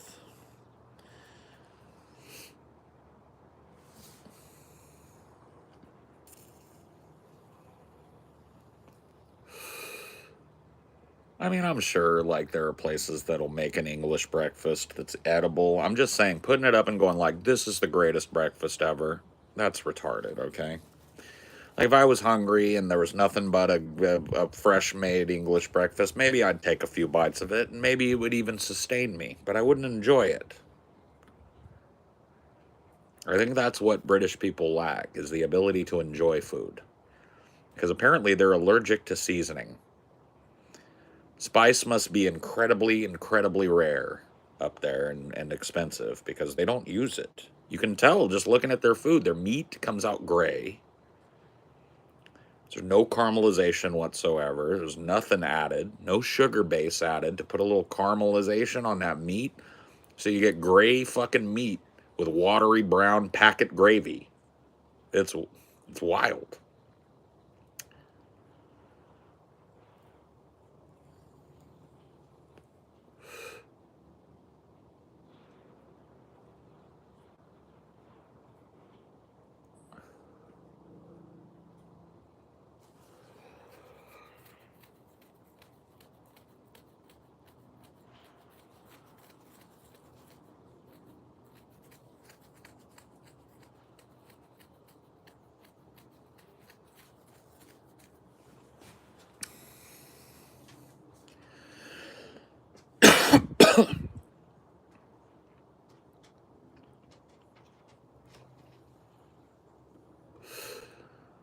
I'm not saying that. I'm just saying it's diluted cooks. Avoidance of spice is just an older generation thing. My dad, who's 63, is good with spice and seasoning. I'm just calling it, like, I'm not trying to offend you Britishers. I'm just calling it like I sees it. I grew up around meat. I grew up around spice and flavor.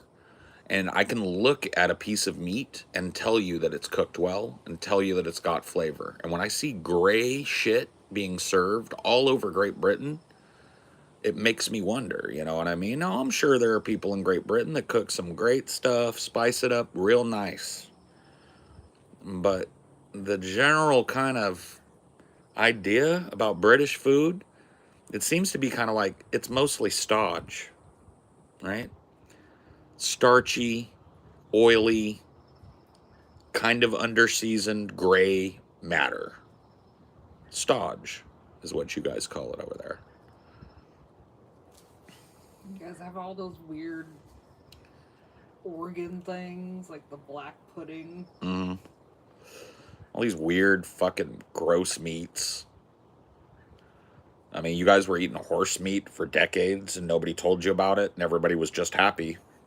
Chomping down horse. You guys still eat horse meat. It's wild. You guys are wild over there. You're barbarians, is what I'm saying. Yeah, the internet definitely doesn't give a super good impression of most British food. Beef Wellington is a British dish. Yeah, I believe so. And it's one that I'd like to try someday. I've never got to have a Willy. You see them just fry a ton of shit in lard that has no business being fried? Yeah. They just heat up lard and they'll throw like an artichoke in it and serve a deep fried artichoke. And you're like, meh. And what you're supposed to do is just lick the stodge off of the artichoke.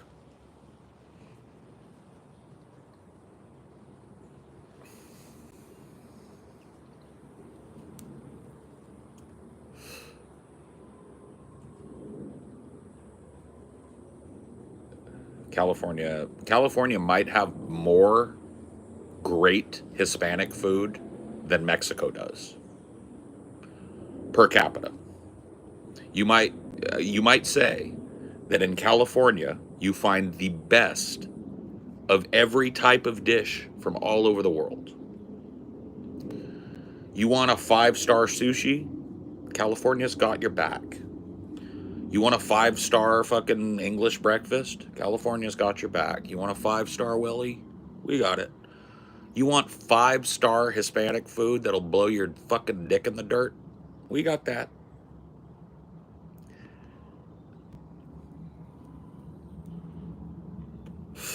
Pretty badass.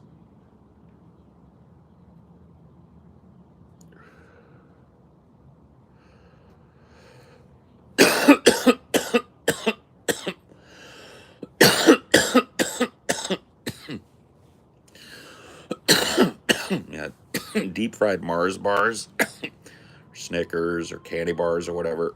That's like that's 100%. That's fair food for us, right? That's like something you get at the county fair. And there are people that just down like 5 of those a week, bro.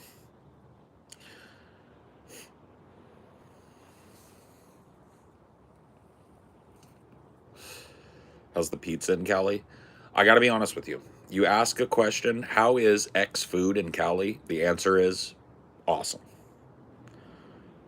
Like, I'm not saying, like, okay, you might be able to get better pizza in Napoli, right?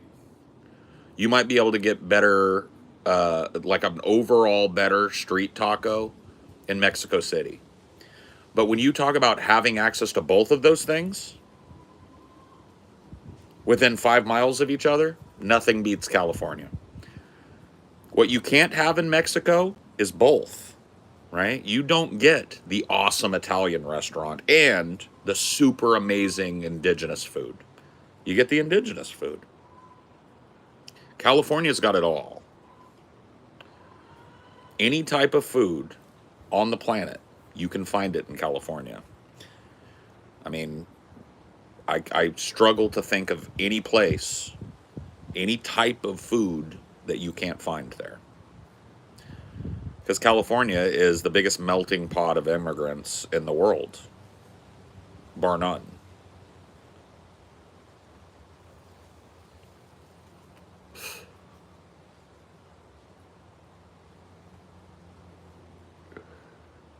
I get it. It's just how, yeah. Like I said, yeah, you probably get better pizza in New Haven, Connecticut. And you could probably get better Mexican food in Mexico City. But you can't get both. Anywhere but California at that level, right?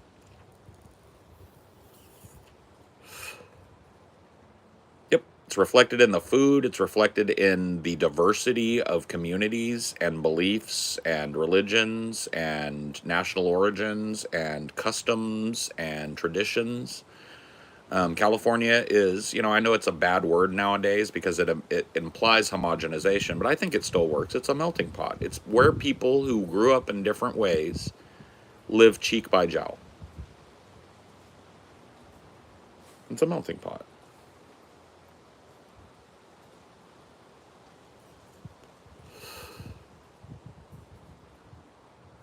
No, LA alone, even if you take LA County out of California, right? That alone has any type of food that you want in a 5-star variety. Any. It doesn't matter what it is.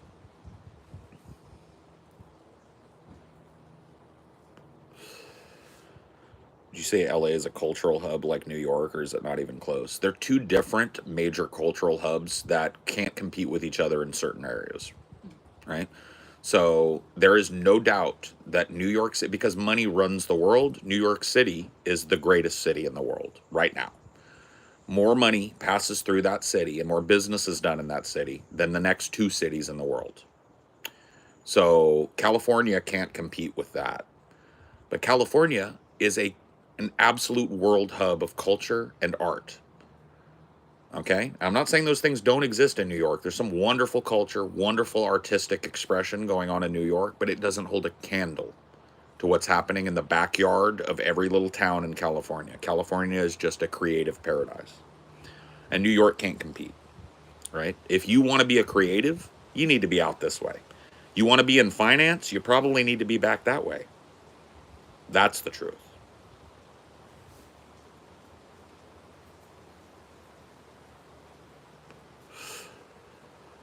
I hear a lot of people say San Francisco feels more like an East Coast city. Do you think there's any truth to that? No.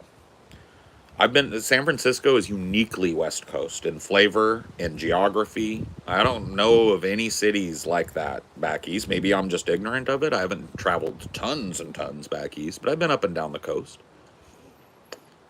I've never seen anything like San Francisco, not just back east, but anywhere else. San Francisco is an utterly unique city.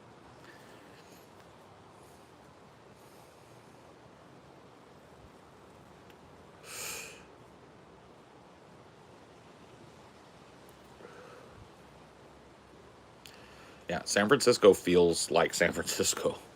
If you've been there, you know what I mean?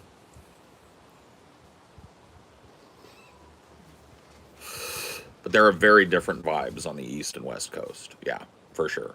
Very different cultures.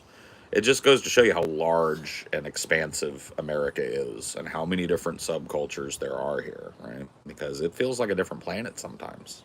You just travel into a different state, whole different culture, whole different group of foods and preferences and local traditions. And, there's not a lot of homogeneity amongst Americans. We are a mixed bag of crazy nuts. Speaking of food, do you want me to fix something for you?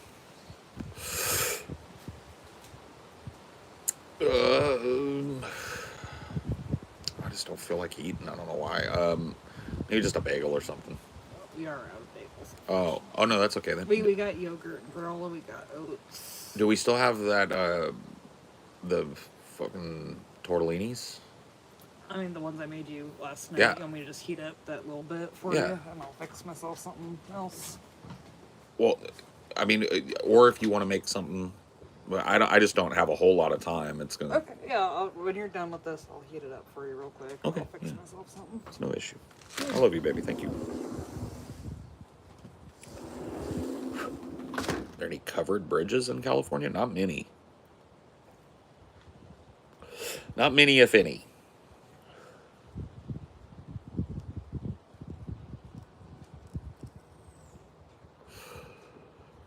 San Fran is a beautiful, beautiful fucking city. The vibes are different there. Yeah, I mean, once you're there, there's a reason why that song "I Left My Heart in San Francisco" exists. You know what I mean? It is a beautiful place, almost unreal. All right. And I've yet to travel to a place that felt anything like it at all.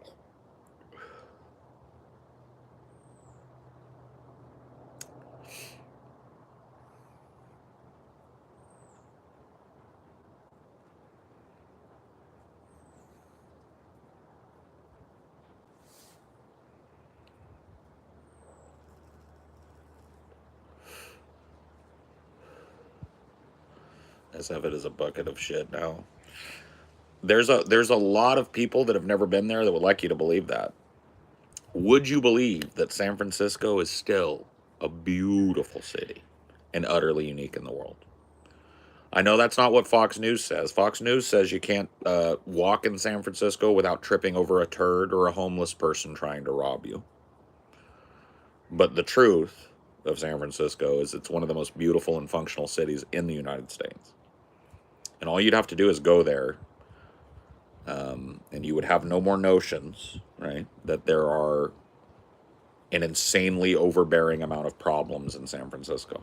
You would leave going like, wow, that's a crazy fucking city. It's functional. Great food, great art, beautiful scenery, beautiful harbor. Wow. That's how you would leave feeling. If somebody took you to San Francisco and didn't tell you it's San Francisco, it would blow your mind when you found out. That's the truth of most people that have never been to California. There's a real narrative about California.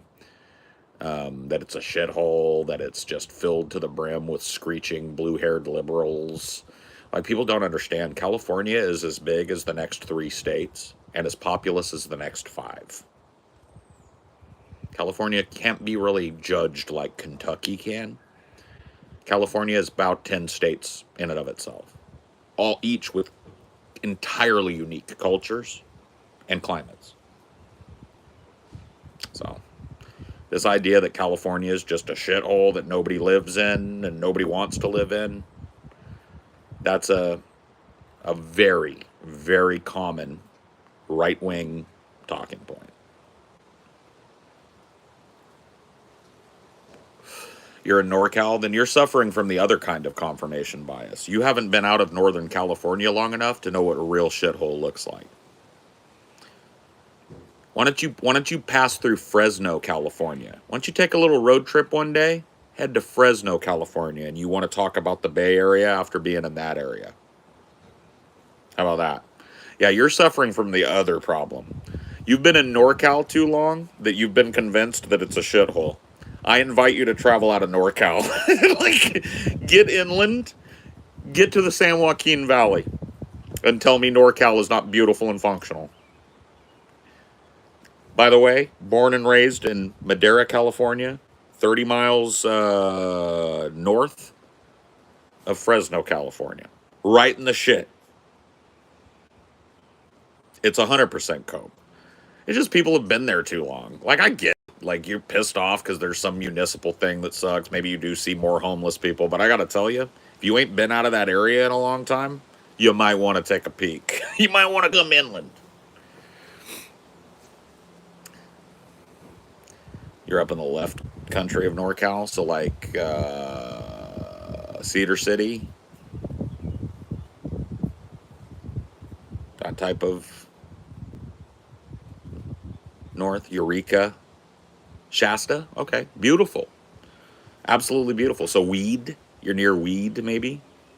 I love that area, by the way. I've been through there a bunch of times. In order to get back to visit my family, I have to go through Weed, go right up under the Shasta Pass. That is a beautiful, beautiful area, man. I'm jealous of you. I don't know how you how you got the idea that San Francisco is a shithole, but you live amongst. I'm very jealous of that area, bro. That is a beautiful, beautiful area. Yeah. Right off of that Shasta Pass too. I'm sure you've driven it, right? Where you come down out of that pass into Oregon. Man, I thought that was the Garden of Eden the first time I saw it, bro. It is so beautiful coming down out of that mountain pass into that beautiful green rolling valley in Oregon. It just doesn't look real.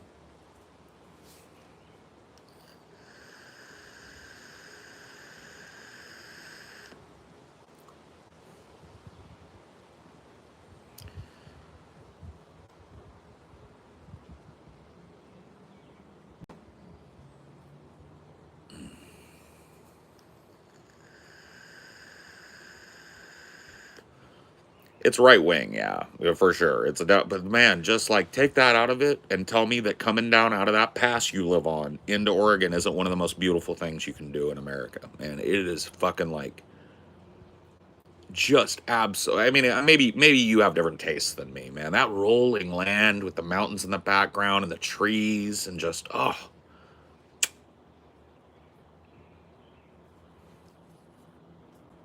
yeah, wildness of it. Oh, it was just beautiful. So close to untouched, you know what I mean? So few artifacts of humanity. Oh, I love it. Having never set foot on American soil, I find the Southwest very visually interesting. Yes, I find arid landscapes cacti. They are. One of the most beautiful deserts. If you ever get the chance to visit and you want to go see an arid environment that I think is way more beautiful than any other desert in America, you go to, it's near LA, which is good because that's probably going to be a hub where you travel to, right? It's called Tehachapi, right? So the high Tehachapi Desert is one of the most beautiful arid landscapes ever. Joshua trees and cactuses as far as the eye can see. Beautiful, beautiful, unbroken desert land. It's just wonderful, man. I appreciate all these different biomes, man. Most beautiful desert that I've ever been in, and I envy anybody that gets to live there. I would love to live in Tehachapi.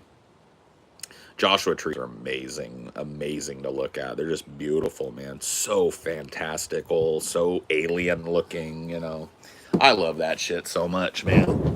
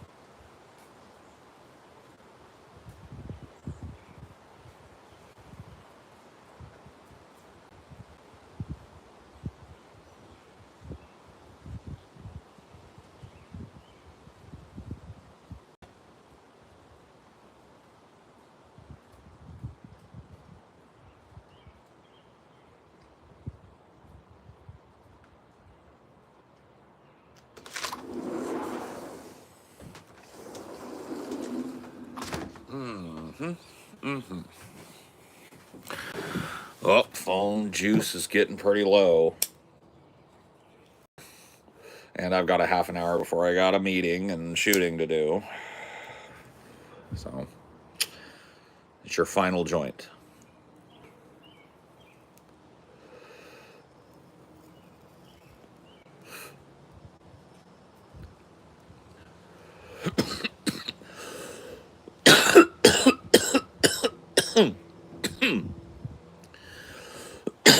Sedona is absolutely stunning as well. The Painted Desert in Arizona, Sedona, that area. Oh, thanks, E-Train. I'm glad you like it. A fresh clipper. A fresh clip and a snip does wonders, doesn't it? I clean up all right.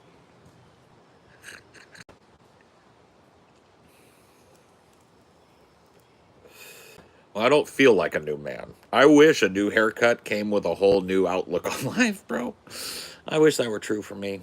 But I do like not having to eat my hair all day. That has been nice. I will tell you that. I'm enjoying that aspect of the shorter haircut, for sure.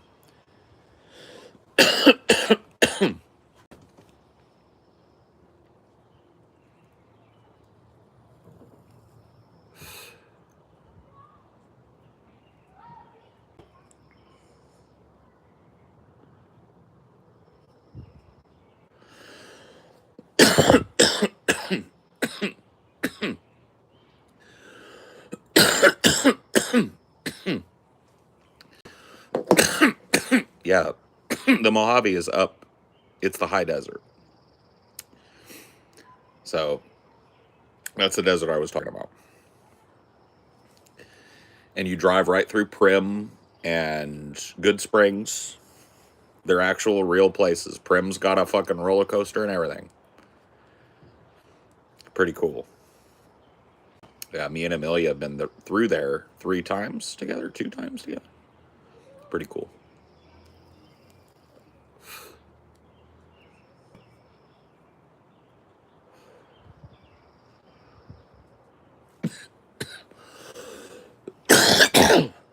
Oh my goodness gracious. The weed is stank. Oh god. The weed is stank. Anyway, I have to go. I have been to San Diego. It's beautiful. Oh, I gotta go. I'll see you guys later.